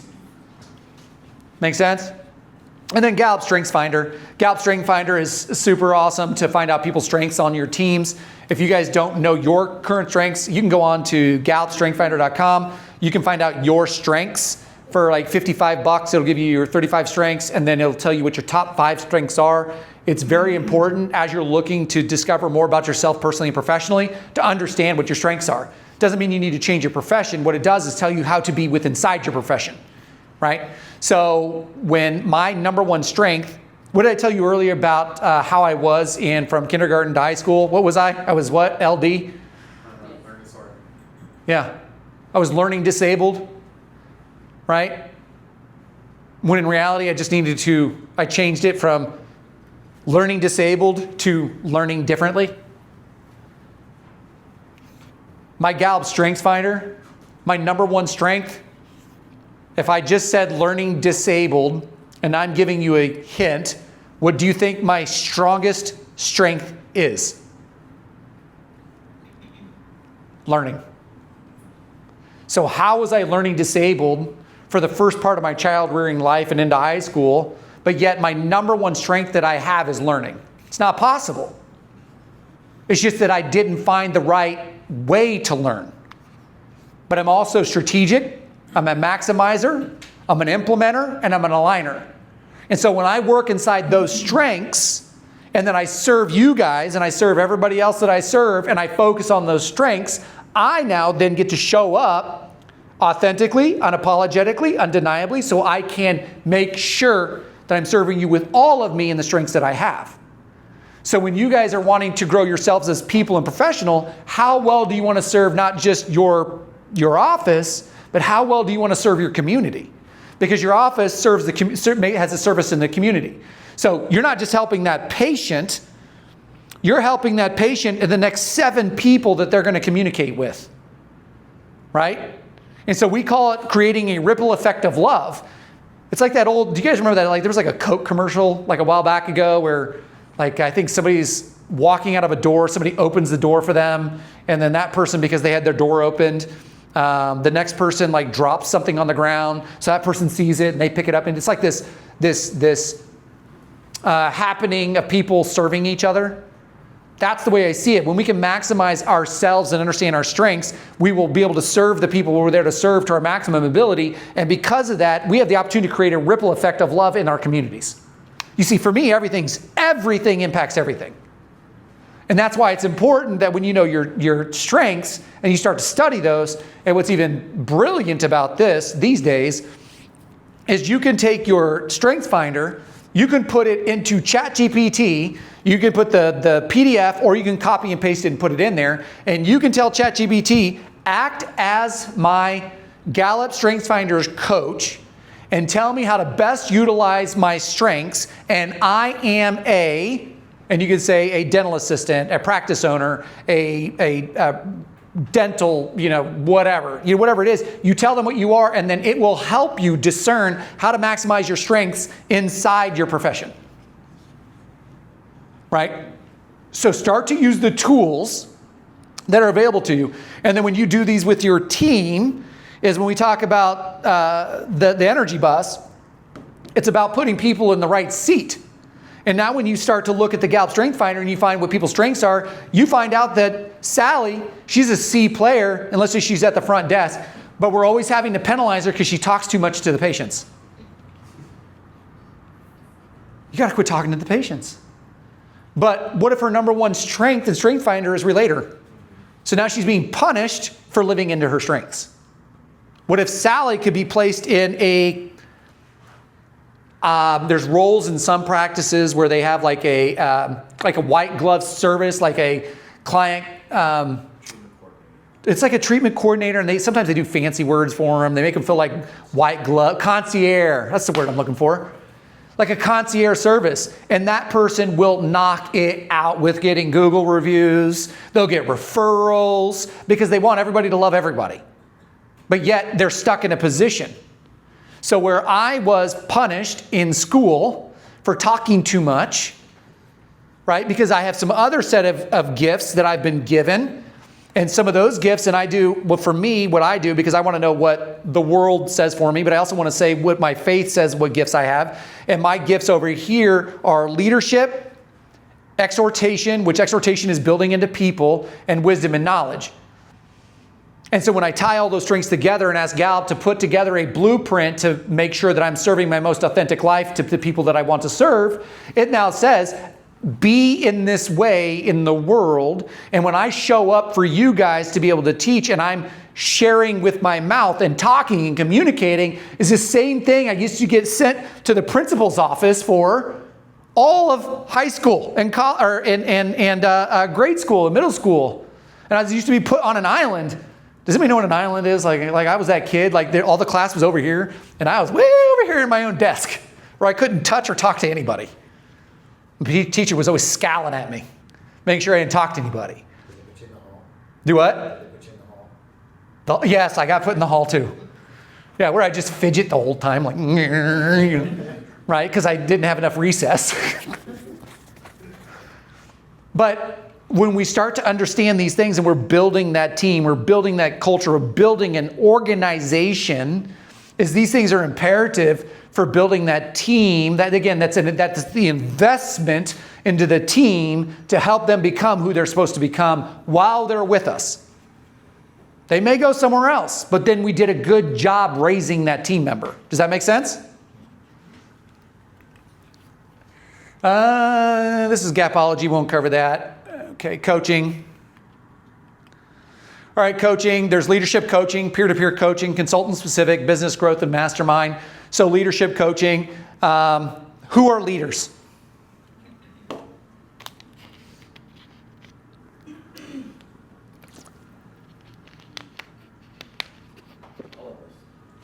Thank you. That's the right answer. She's like, I knew that. I should have just said it. And some of you sometimes, like especially in bigger rooms, it's always great. When I'm making eye contact with people, they're like, all of us are leaders. There's a book by Mark, I think his last name is Sanborn, Mark Sanborn, that has a book called You Don't Need a Title to Lead. And so when we teach everybody inside of our businesses that they were a leader, because he is front desk leader, how are they leaders at front desk? They're the first line of defense there. Yeah, they're the first point of contact to somebody coming in. Is that patient that comes in, especially brand new to the office, are they being led by that position with the right information and to feel confident about the decision they made to come in? Yes? Because what if they have a bad experience at the front desk? It's gone, right? In a marketing book I read by Fred Joyle called Everything is Marketing, he says more money is won or lost at the front desk than you will ever know of. Also sets the tone for your entire schedule too. Oh, it does. It's like, why did you want my schedule like this? Or why am I not scheduled like this? Right. Absolutely. Front desk is powerful. However, front desk doesn't think of themselves as leaders because we've never told them or gave them the concept of every position's a leader. And so what some managers or CEOs will do is they'll incorporate leadership class or course over lunch. Again, you'll see who shows up, and they might do Mark Sanborn's leadership book, because you don't need a title to lead. And then they say, we're going to do this every whatever lunch period. Come if you want. It's not required. Buy the book. Here's the link. I'm going to be in there on Thursday at noon or whenever it is. We'll see if you guys, let me know if you can make it. See who shows up. Nobody shows up, you know where you're at. Right? Your business and life are the reflection of your current level of leadership. If you don't like where you are currently at, I've got bad news for you. Whose fault is it? I've got even better news for you. What? Huh? Are you going to quit mumbling? I can't even see whose mouths are mumbling right now. Like a... That's what I heard too, like twice. I'm like, where's the mumbling coming from? Come on, guys. What's the answer? What's the great news? The bad news is you're the fault. Yeah. What's the good news? You can change it. You are the person, right? You get to play both roles, right? And so that's when I talked about a little bit about the leadership mirror. Is that our personal or professional life is a reflection of how we allow it to be what we tolerate. And so when somebody comes to me and they say, well, my boss this or my boss that, whether it's the owner, whether it's the office manager, whether it's their director, their team lead, whoever it is, and I say, what have you communicated to that person about the direction you want to go? I haven't. So how are they going to know in order to help serve you best? Because right now you're not acting like a leader by communicating in a forward manner. What you're doing is you're complaining and gossiping, but you're not being a leader by having the conversation that you want to have about what more you want, what bigger role you want to have in this office. Whose fault is that? I guess it's mine. Yes, it is your fault. So tell me what your next steps are. Well, I'm going to go talk to Ashley. Okay, what are you going to talk to Ashley about? I'm going to talk to Ashley like I really feel like I should be taking on a bigger role. Like I think that I can do more inside the office. Okay, what does more look like? Well, more looks like, so I'm asking all these questions so that way when she goes talk to Ashley, that she's ready to talk to Ashley. Does that make sense?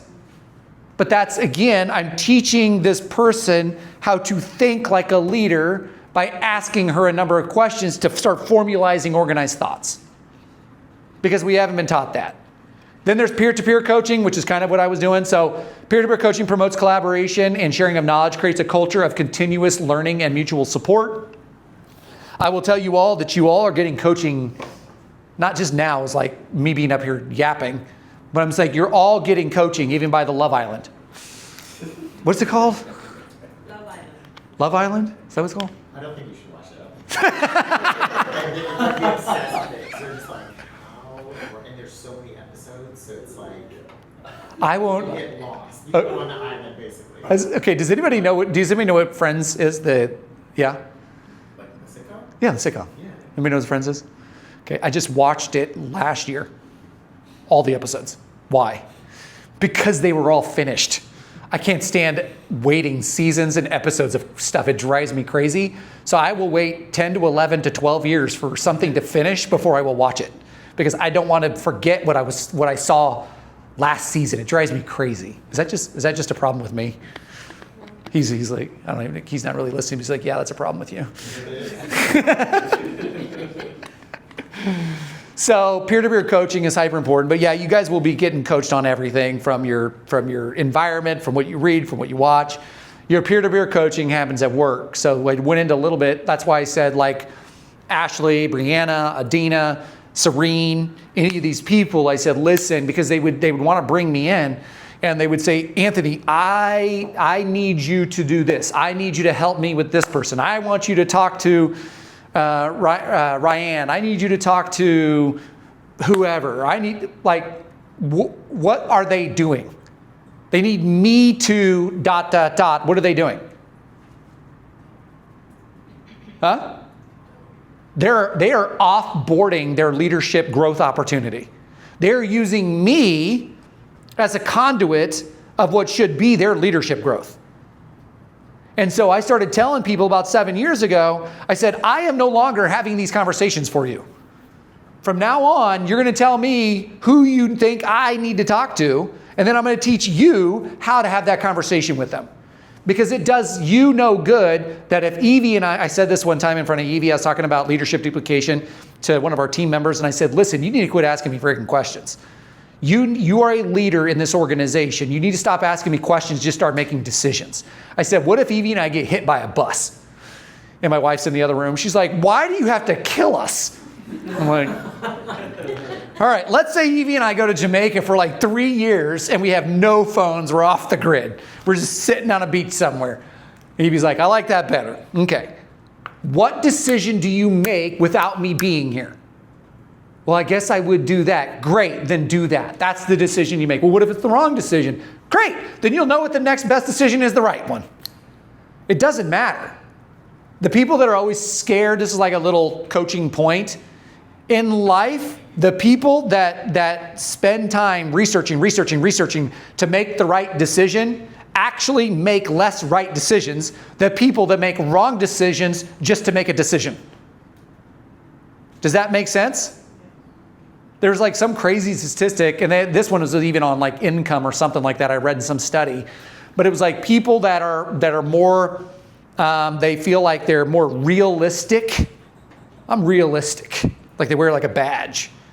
Earn over a lifetime, it was like 7 times less money than people that are optimistic.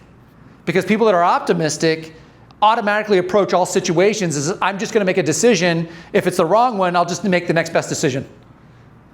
The people that are realistic spend a ton of time trying to figure out the exact right decision but never make a decision, or they take 3 months to make a decision, where the optimistic person has already made 72 decisions and have already profited in life or business based upon the 72 decisions that they made. And if half of them were wrong, great, but they still made 70, what did I say, 71 or 72? Half of that, 36. They made 36 right decisions, right? And the other person is still trying to make their one decision. And so we need to make sure that as we're coaching people, peer-to-peer, is we teach them how to become decision makers, because leaders are decision makers. With control, right? Give them parameters as we're coaching, as we're leaders. Give them parameters, right? And so that's peer-to-peer coaching. And if Anthony or your leader is not there, you should be able to lead your team even if you don't have the title of as a leader. Act as if they are not going to show up today and serve your team as if they weren't. Because what it will do is build in future opportunities for your own growth and the growth of your team later. Consultant specific, that's pretty self-explanatory. You might have a hygiene consultant come in. You have an assistant consultant come in. You have a systems consultant come in. And consultants are more, I would say, they're more, in a better, the way to phrase it is managers, because managers manage systems, right? Leadership is leading people. So even if there are titles of managers inside offices, I like to look at the managers as growth partners with the owners, not managers, because management went out in the 80s, right? Managers manage systems. Consultants come in and teach and manage systems. So that's what it's: tailored cut solutions, accelerate learning, reduce costs with errors and stuff like that, because they teach systems. Right? So that is a consultant. Business growth, business coaching aligns individual with organizational goals. I've worked with tons of owners who have said that they're working 5 days a week and want to go to 4, want to go to 3, want to go to 2, then want to bring on associate docs along the way, mentor them and build them, but there's never any plan in place. They just say, this is what I would like to do. Like time literally flies, like it goes fast. And so I'll work with docs in their 40s or 45 or 50, and they're like, this is what I would like to do, but doing stuff where we're looking at business growth is like a 5 to 7 year plan, but there's never any implementable steps to be able to align what they say they want to create for their life with the business that will help them get that. And so I always tell people, business is not life. Business is a tool to help us get what we most desire in life. And whether you're a business owner or you're working inside of a business. And even if we work inside of a business, people are like, well, that might be good for the owner, because business is a tool to help us get what we most want in life. It's not life. I will tell you, as a Entra employee, that you can think like a business owner, and you can say, I really don't need to spend 105% of what me and my partner make. Because that's the average savings rate of the United States is -5. We consume in this country 105% of whatever money we're making. And then we talk about retirement when we're 65. What if you could live like retirement now? What if you were currently working in a situation now where you felt like you didn't have to go to work, you got to go to serve? Because people, when they retire and they're 65, what do they go do besides like golf and cruises? right away. Is they start looking for ways, after they golf and cruise a little bit, now what are they looking for things to do? They're looking to what? Give back. They're looking to serve. Why can't you just enter into retirement mode now and start to serve where you're currently at and what you do? Not spend all our money on things. People are like, well, I just don't make enough. Maybe, I don't know that. What I didn't tell you guys is I'm a recovering financial planner. I used to do financial planning and trained financial planners all around the country. The reason why I left that business is because I was so good at it that I ended up having to meet with a lot of people all the time, and I hated being in my office from 7 to 7. So I sold my business to a friend, and I'm like, done. Now I'll just coach people. Because I didn't want to be in my office 12 hours a day, 5 days a week, because when did most people want to meet with financial planners? After work hours. I have kids. I'm going to go to all their practices and ball games. That wasn't a priority in my life, so I changed. I never changed what I was passionate about, which is serving people, but I changed my profession in order to serve my life better. But my wife and I, at the age of 21, got super aligned with the life that we wanted to create. So when we look at empowering yourself as a business owner, an entrepreneur, or an entre-employee, and you say, how do I want to live life in the next 5 or 10 or 15 years? And you're living not with inside your means, but you create an income for yourself. And you say, and as that financial planner, I found out that most people, they said, I don't have any money. And then I have to do a 90-day audit on their bank statement. They did a 90-day audit every single time. It was between $800 and $1,200 of money. They had no idea where it was going. So the money's there for about 95% of people. And if you don't have a plan for your money, then your plan is going to have for itself. And if we feel like we're always behind the ball on money, then how do we show up to work? Do we show up like in the servant mentality? Or do we show up and I have to be here to make money? How well do you think that comes across to our patients when we show up having to make money? Doesn't show up well. Because you're thinking about expenses. What if my tire blows up? What if my kid needs braces? What if this? What if that? Well, what if you made a plan for the next 5 to 7 years that you could save $20,000 in your bank account? And this is what people will say. I can't save $20,000. My family cannot save $20,000 because of what we currently make. We just can't. It's impossible. I say because of the way you're currently thinking is the reason why you can't.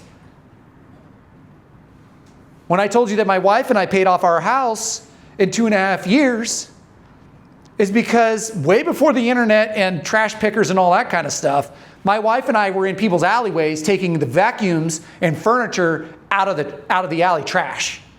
And then we would take it to our house. We had like a whole, in our unfinished basement of this 1920 house, it was built in 1920, so over 100-year-old house, had this stuff in our basement fixing vacuums and furniture. We had all this stuff down there. We then put it, because there was no Craigslist, there was no internet, there was just us putting furniture and vacuums in our front yard on Saturday mornings to sell things. It was Evie and I going on weekends to clean buildings on top of working 45 hours a week, on top of going to college full-time, on top of remodeling our house. So there's ways to make money in order for us to become a better entre-employee so we can free up the pressure of having to work versus getting to serve. Does that make sense? And I'll share these things with you guys, just like I share with other groups, but some people are like, oh gosh, it sounds like too much work. It is work. I don't say sacrifice anymore. I tell people like, Evie and I have sacrificed so much. We didn't sacrifice, we invested into a future life. What was your quote again? Do what nobody else is doing now, so you can do what nobody else is doing later. Yeah, so what did my friends say when my wife and I, we've never had cable. We didn't have cable, and we were going on all-inclusive vacations, because that was one of our things for her and I to do at the age of 21. Every single year, we're going to an all-inclusive vacation, period. Besides 2 times when she was very pregnant and we couldn't go. And they would say, and we were always working, we were always cleaning offices, we were always taking things out of trash, we were always remodeling our house. What do you think our friends said? Why don't you come out and hang with us? You guys, you just, all this stuff is too important to you now. We're like, well, we've got this vision that we're trying to create for our lives. And then what do you think they said after 10 years when we built our first house with cash? It must be nice. Yeah, it was nice. Working 45 hours a week, going to school full time, working another 20 hours on the weekend, putting trash out in the front yard, redone trash out in the front yard, staying up till 2 or 3 in the morning remodeling the house. Yeah, that was nice. But what did we do? We did the stuff right now so we didn't have to do stuff in the future. Right? I'm telling you, I don't care what position, whether it's an associate doc, a front desk, an assistant hygienist, everybody has that power. What they lack is vision for where they want to go with what they're trying to create. But again, because we're not the coaching that we're getting, the leadership, the consultant specific, the business growth, the coaching that we're getting is not helping us create that vision. And what if we built a business with a ton of people that were financially stable and didn't have to worry about money? What kind of business would that be?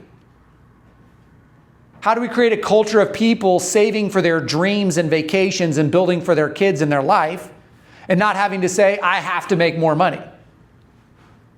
Well, why don't we just look at your budget? By the way, I asked people this.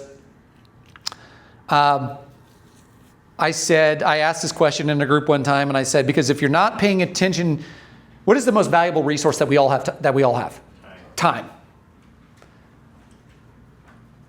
And I say, so people always say I don't have what? So I was in a room with 70 people, and I did the same thing with them. And I said, does everybody not have time in the room? And they're like, right. And then I went on something else for a little bit on purpose, just to kind of catch them off guard. And I said, oh, I got a random question. Who has an iPhone in here? Because I don't know anything about Samsungs. I said, who has an iPhone? And like 50 people raised their hand. I said, okay. So could you raise that up in the air? And they raised their phone up in the air. I said, thank you. Could you do? I said, who is the brave soul that said, of all of you, pretty much agreed that you said you don't have time? Who would gladly bring me their phone so I can look at your screen time? What happened do you think of all those phones and arms? They're like little T-Rexes. And then they were all doing this too. Right? And nervous giggling. I need to use the restroom. Right? So if you're not managing your time, chances are you're not managing your budget as well. And if you don't have a plan for your money will make a plan for itself. But then what our team does, our team members, is they will come back to the owners, or they'll come back to their managers, and they say, I need more money. I need a raise because I don't have any money. Yet if we did a 90-day, not saying that you can't do this as a business owner, but theoretically, if you said, bring me your 90-day statements, let's put them through this little ringer and see how you're spending your money to see if you need more money or you need more management with your money. Which do you think will come out 90% of the time? Management of the money. Right. And again, I don't know if you guys are understanding what I'm saying, but like business growth, personal growth, professional growth, it's all interrelated in how we manage ourselves. And if we can become better self-managed and better self-led, then all these other issues with like growing an organization all start to take care of themselves.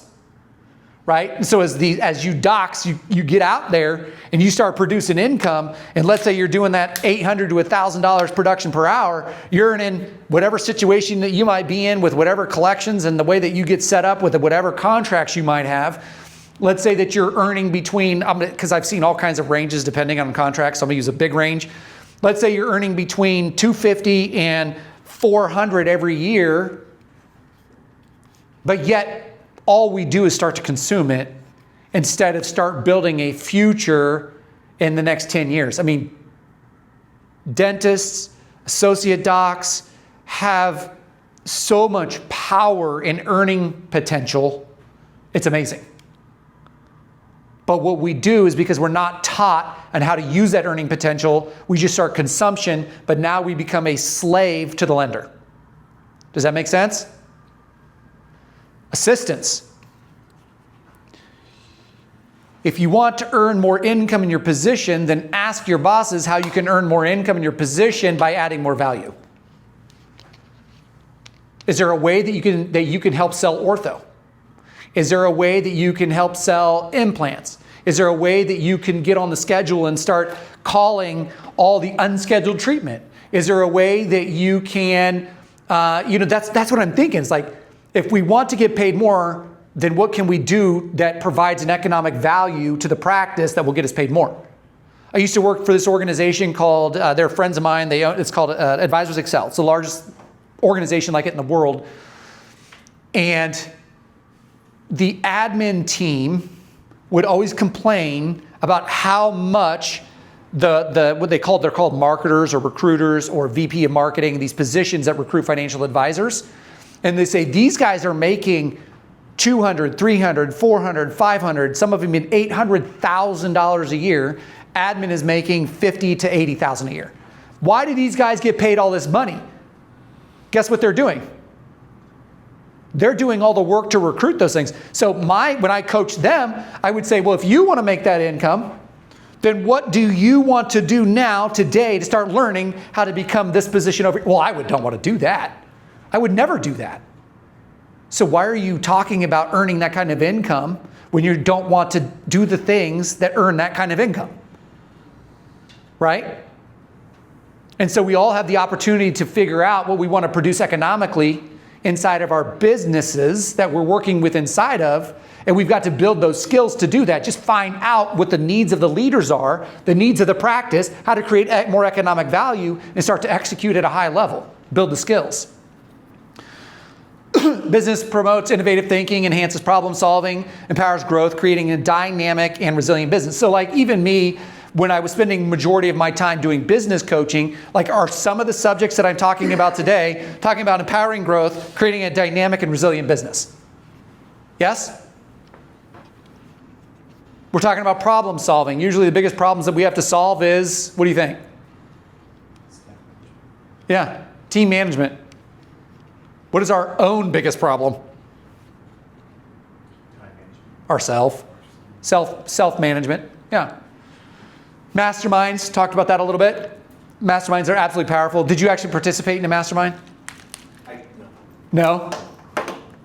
So mastermind is a concept developed in this book called Think and Grow Rich by Napoleon Hill. It's absolutely powerful. It's when you bring a group of people together that are like-minded and share ideas in order to empower each other. And so there are dental masterminds, there's financial planning masterminds, there's just entrepreneur masterminds, like all the time, everywhere, all happening. And because it's the theory of like synergy, it's like 1 + 1 doesn't equal 2, 1 + 1 = 3. Is because of the power of the group ends up building something that's more powerful. So when you have 10 to 12 people in a room that are all openly sharing about their business, how much ideas and power do you think you can get out of people openly sharing about that stuff? A lot.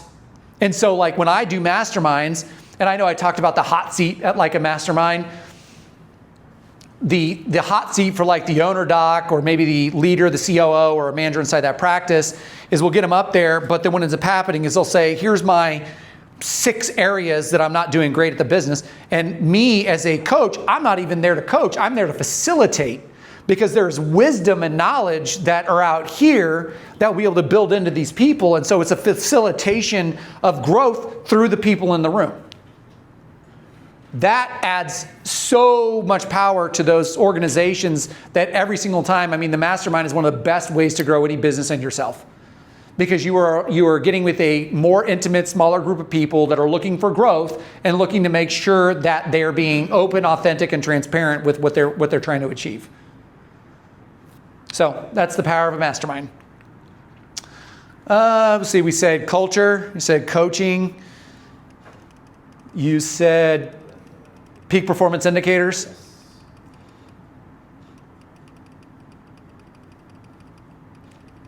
Which starts with collections.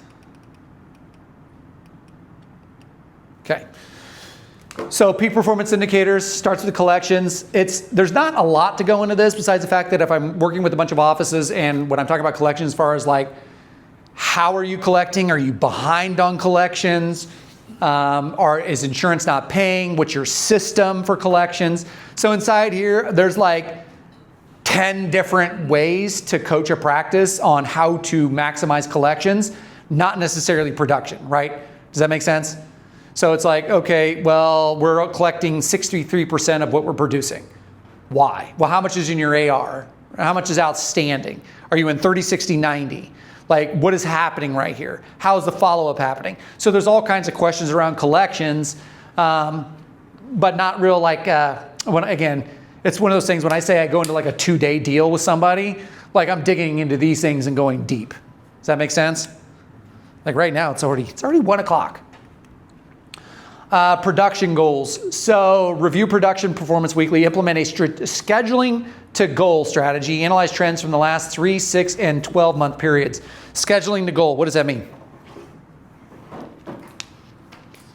Making sure you have the production on each day to hit your goal. Mm-hmm. And scheduling is so it says scheduling. What does scheduling imply? Putting the right patients in the right place. That's exactly right. So I've had the opportunity to work with some offices. Their version of scheduling is just shoving everybody everywhere, which is chaos, which is very stressful. Now, I will tell you this, I don't know why it is, but some of the docs inside offices, they like that. Like, I don't know what it is, but they thrive on like, just put them everywhere, let's go. And then they're like, like running around like crazy. And their team, they figure out why they have high turnover, because their team is like, oh, they're wore out. The assistants are wore out, the hygienists are wore out, the front desk is wore out, because the doc is running around being superhero to all the patients, but the front desk is getting yelled at because somebody had to wait 15 minutes and they got to go back to work, and the hygienist is 2 patients behind. They get in there, so now they got to cut their appointment time from 60 minutes to 30 minutes. Like, it just creates chaos, right? But when we do scheduling to goal, like I was talking to these folks, and all the practices I work with, they end up becoming my friends, besides the ones I don't want to be my friends. Let's talk with them about they're like, we're not aligned, let's not work together anymore. But my buddies out in West Virginia, we just had this conversation, what's today, Friday, this week, where we talked about scheduling on Wednesday and Thursday at $2,500 per hour from 8 to 1. And then after 1 is only, if there's any production on the schedule, fine, but that's not the purpose of it, it's for checks. The other days, so Monday and Tuesday, are scheduled at $1,000 an hour.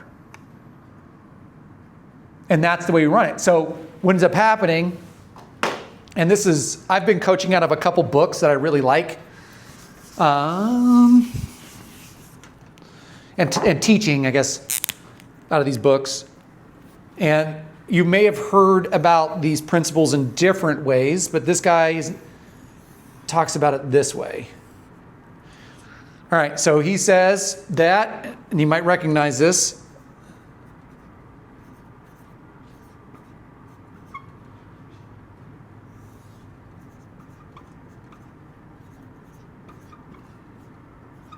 Okay, so Dr. Benjamin Hardy is an organizational psychologist. And so when he talks about how to scale, so he's got a book called 10X is easier than 2X. Is because what ends up happening is my docs out in West Virginia is they're spending their time in this production. So like I just looked at, I had Adina run their spreadsheet. The spreadsheet said, I don't know, I'm gonna make up, I think it was like $400,000 in implants and restorative dentistry, and I want to say it was like $75,000 in anything that we call, like I drew that below the line. So we made a joke and I said, okay, from now on, if you're above the line, it has to be all these procedures. If you're doing below the line dentistry, it's in these procedures, right? So no more below the line dentistry. Those are things that are worth less than $1,000 an hour if you can't schedule quadrant dentistry stuff. And so what they're doing though is that $80,000, let's say, they are spending, so they did, let's say this guy, Travis, did $400K here in 20% of his time. But 80% of his time produced $80,000. How inefficient is that? And so what we have to do is 10x is easier than 2x. 10x is easier than 2x is that what do we need to do? Is you have to make a transition. So what do?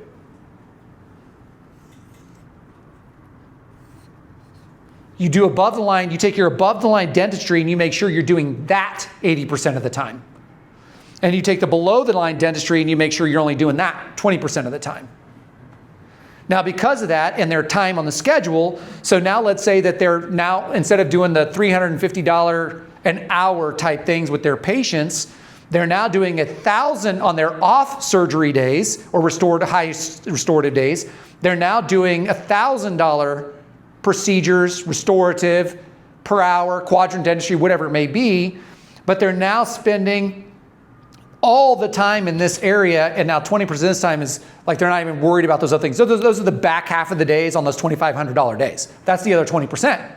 So how much production are they going to be able to add to their schedule on Monday and Tuesday by fixating on this 80% restorative dentistry? It's going to exponentially increase. That's the 10x improvement. It's not hard to do, like theoretically, but it's hard to do in our minds. Because what I find is the transition when I'm working with docs is it's letting go of those procedures, especially if you've been a doc for a little bit. Because what ends up happening is what are those patients that are in for the filling? Who do they want to see? They want to see the main docs. So there's a transitional time period where there has to be conversations and a team approach to slowly handing off those docs to whoever's in the office. The other docs, the associates, whether they're new or they've been doing dentistry for 20 years, is handing them off so they can spend time doing here. So now all of a sudden when we're scheduling the goal and I look at their schedule is that we're going to be scheduling a ridiculous amount more. And now the only 3 people that can get control of the doc's schedules are Adina, Mary, and Lisa. Those are the only 3 people that get to touch their schedule. Nobody else can do it. Right now, the leadership isn't in place with the front desk. And when I say leadership, their own leadership, to not give in to a patient that says, I have to get in, I have to get in, I have to see this doc, I have to see this doc. Their comfortability with having that hard conversation isn't there yet. So what we did is we created a system to where they have to flow through these other 3 people first. And then as these people gain leadership and understand the structure, then they'll be allowed to have the responsibility to place on the schedule. Does that make sense? But that's the way that we're going to increase that production per hour in a big way. But we also have to do it to goals. Funny story is my buddy Nader Bazi. I'll do my best to speak with a Lebanese accent. Anthony, we're just not hitting the numbers.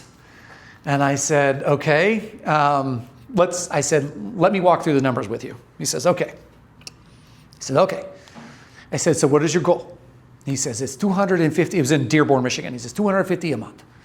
I said, okay, so what is your goal? And we use, for that office, is somebody familiar with Dental Intel? Addit, like those companies. Like I always, like dashboards are number one. Like if I have a dental office come to me and they say, will you coach me? I say, first, we're going to go through an interview process. 2, if you don't place this technology, then no. Because dashboards help drive efficient and effective communication for what needs to be done. Okay? And so he says, so I had them do dental intel. What I found is that most dental offices, if they say I have dental intel, they're not even really using that or Addit or whatever the practice management tool they're using. They're not even using it. Like they don't know how to use it.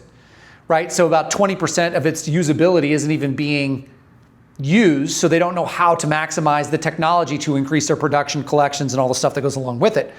So Nader says, let's go through this. So I said, fine, let's go through it. And I said, what is your practice goal? He says, this is the practice goal. I said, tell me what your production per hour is for yourself, your wife, her sister, which is a dentist, and the associate doc, which is also named Dr. Bowsey. No relation. And so when I broke down their production per hour by doc with their monthly goals versus the practice monthly goal, none of their monthly goals added together added up to the practice monthly goal. Doc, I love you. please show me how this math works. Is there something I don't understand? And he starts laughing. And he goes, I don't know, it just always worked. I'm like, where'd you learn this from? He's like, I don't know. But that's not an uncommon answer. Sometimes what I find is we're just so busy being busy and doing that we never slow down to actually look at the numbers and actually do things that make sense. And so what we were able to do is I said, okay, so we want to increase production per hour. We look at production goals, but we want to increase production per hour. Where did I hide my clicker for myself? Because we want to work on the right schedule. Well, I've got this other Dr. Bozzi. He's been doing dentistry for, I think, 10 or 11 years at that time. And Dr. Bozzi associate Dr. Bozzi, I said, well, he needs to, instead of whatever his goal was, it was like $4,000 a day, needs to get to, let's say, $7,000 a day. He's like, okay, tell him that he needs to do $7,000 a day. I said, so you want me just to tell him he's going to do 7,000? Yep. I said, so for me telling him he's going to magically start doing an additional $3,000 a day from me just telling him he's going to do it. Yes. I said, okay, well, let's think about this a little bit. Tell me about how long he is spending on each procedure. I don't know. Right. So does Serene know? No, Serene doesn't know. So the first thing we're going to do is we're going to measure how long that he's doing each procedure. So I talked to Dr. Bozzi, the associate, and I said, all right, dude, let's see what we're going to figure out together. He's like, okay. And I said, how long does it take you to do these procedures? And we talked about like the top 5 kind of restorative type procedures. And one of them was the main doc. He could do this. He's super talented, so he could do a 60-minute procedure, but let's say the average should be 90 minutes for whatever this thing is. This doc, instead of doing 90 minutes, he was like doing 260 minutes. And this is what he told me. He said, Anthony, I just want to make sure that I'm doing the best thing for my patient. And I said, I totally understand that. I said, can I ask you a question? He said, yes. I said, so let's follow your thought process. If you are doing the best thing for your patient, and you believe it's the best thing for your patient because you're taking the amount of time with that patient to serve them the best way you know how, then that's what's best for the patient. He said, yeah. So you're saying that other Dr. Bozzi is a bad dentist? No. I said, well, you just defined that you doing what's best for the patient takes 220 minutes. He does it in 60. So now you're saying that Dr. Bozzi is less of a good dentist than you are. I didn't think about it that way. I know. So let's really talk about what needs to happen to get you to that 90 minutes. Because doing good dentistry doesn't mean it's about doing the right thing right in effective and efficient time. It's not about being uncertain. So what do we need to build skill-wise? What do we need to build communication-wise? What do we need to build with our assistant-wise? And do that. So what he did was we set up a time period in a calendar in order to schedule to goal the proper 90 minutes to do a blank procedure. Is over the next 3 months, he worked with his assistant team. We then shaved off 5 to 10 minutes, like every time a procedure was coming up on a schedule, and he would preempt it with his team, his assistant team, to make sure that they knew that we were carving that amount of time. So by the end of 6 months, he was down to 90 minutes. So even though we may not be able to schedule to goal right now, and that's what I was telling this senior Dr. Bozzi, owner Dr. Bozzi, I said, me telling him to do $3,000 more production is not going to make him do $3,000 more production. Us working on a system and a process and a protocol to get him to that additional $3,000 is where we need to spend our time. But it's going to take time. It isn't just going to happen overnight. So and I didn't know it was going to take 6 months because it depended on the education of his assistants, him, and if he needed any more help learning anything that he was working on, right? But it took 6 months. So now all of a sudden our schedule to goal strategy work, and now all of a sudden the practice is hitting bonuses because we got proper goals set in place with each doc doing what they're supposed to be doing. Another funny thing is I had Doc tell me one time, he said, last month was really, really slow. Like we were way behind numbers. We're like, I don't know what it was. It's like we were 60,000 behind.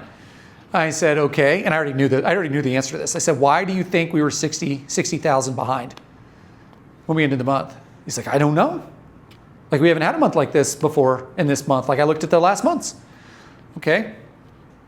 Where were you and Rima at, his wife, for 2 weeks? Oh, and they're the major producers. They went to Switzerland and Portugal. I said, so where's that production supposed to come from? He goes, I didn't think about that. Now you know why your team is mad every time you leave because they don't hit bonus. That's a whole different conversation about how to structure bonuses. That can be very intertwined. Production per hour, we talked about that inside of that scheduling production. Like I said, sometimes when I start sharing about these things, they're all intertwined. But if we want to increase our production per hour, especially as like a new doc coming in, is like be thinking about all the skills that you want to acquire and be able to handle those skills with what you're passionate about, right? And so, for example, there was a doc that was a new associate in this practice, and he hadn't done Invisalign yet. And I said, okay, so what we need to do is we need to increase production per hour. Have you thought about doing Invisalign? Yes, I'd actually like to do that. Okay, so when would you like to do that? I don't know. Okay, well, let's put it on the schedule. So I talked with the owner doc just to find out how the training was going to get paid for, and found out that the doctor would sponsor the paying for the training. As he did the training, and we knew the training was going to be about 5 months out, as I worked with the team to put together a marketing schedule to make sure that as soon as he got out of training, we had an Invisalign day. And what ended up happening, because we didn't wait till he was trained, then do marketing, because now we're 9 months out, right? So we wanted results fast. And so what we did is we put together this marketing, did the training, watched some videos, did everything we were supposed to do. We had an Invisalign day. The previous year, they did 1 Invisalign case the entire year. By the end of this year, they did 65 cases. The first day that he did an Invisalign case, well, it wasn't the first day. It was like it wasn't the Invisalign day. It was the first like real day that he did an Invisalign case. He did, I think his daily production for that day was $12,000. And I said, how does it make you feel? He goes, I feel guilty. I said, why do you feel guilty? Because I didn't work that hard. Yeah, that's okay. You're doing high value things that people will pay for. There is nothing wrong with that. So that even told me his psychology. He felt he had actually a psychology issue with money. Do you guys get that? He felt bad for producing $10,000 or more a month or a day. $10,000 a month would be bad. Don't do that. A day. But then what ended up happening is we started doing 2 Invisalign starts a week, then 3 Invisalign starts a week. So his production went from $4,500 a day to $65 to $75. And all we were doing is created a system of protocols to identify Invisalign cases, marketing for Invisalign cases, and created a referral system to start driving those in. How much do you think his production per hour went up? Quite a bit.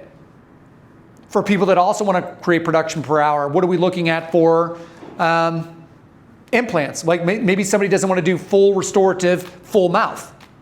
Maybe they want to do onesies and twosies. Well, how much is what's a onesie in like one off in Dallas? $4,500, roughly? Without the graft. Do what? Without the graft. Without the graft? So $4,500. So let's say that we add 2 implants a week on a onesie, so $4,500 to the schedule. Twice a week. We do that for 4 weeks, so that's $9,000 a week times 4 is what? Huh? 30. It's easy to say. You need to have the patient. Right. So the question becomes: is the chicken or the egg? Do we market to that? Or do we create a system for it? Or are there acres of diamonds that are already inside of our patient inside of our patient? And so when we say it's easy to say because I've seen it and done it. Well, not the implants. I've seen it and helped people create it. And what they couldn't see, I could see only because I could see from the outside, right? That's what I always tell people, like a coach is somebody that's looking in somebody's blind spot. Does that make sense? And so when I look inside somebody's like practice, not their practice management, not like open dental, you can do that, or Dentrix or EagleSoft or whatever. You can look inside those systems, but it's not very effective and efficient. But if you have a dashboard, you can go look for that treatment, and you can say that there were, for example, I did this with one practice like 6 years ago. They hadn't been taught how to do implants yet, so they wanted to add that to their practice. Not full restorative. They just wanted to do onesies and twosies. They just wanted to add those. And so what we did is I had them to identify all the unscheduled treatment for those implants and then start sending them communication that this was available inside the practice. What ended up happening is over a period of 6 months after they got trained and after they were ready to go is what ended up happening. We now had a list of, I don't even know how many dollars and amount of people that we could organically reach out to without even marketing. And then from the day one, after scheduling them, it was just one. It wasn't 2 a week. It was a scheduled time period where it was like 1 every other week. And we were going to do that for 2 months. And then it was 1 a week for the next 2 months. And then we slowly built into that. Does that make sense? So when I talk I talk about an end result, but what you didn't see is like the 8 or 9 months building up to that time period where we were rocking and rolling. Does that make sense? Yeah. So I would say it's, Can I throw in 2 cents? yeah, absolutely. I think a lot of it, the work is there. Yes. I think a lot of these practices that say it's not there, they're focused on, I gotta hit my numbers for the month. So it's easier to do a bridge or a partial Mm-hmm. and get that income right then and there, rather than to say, hey, let me put an implant, let me wait 3 months, 4 months, and then let the money come from the back end. Because they can't wait 3-4 months. Mm-hmm. You know, and so a lot of it is like, you know, so like for me, it's like, I work a half a day. And a half a day, I make more than I make in a month at the school.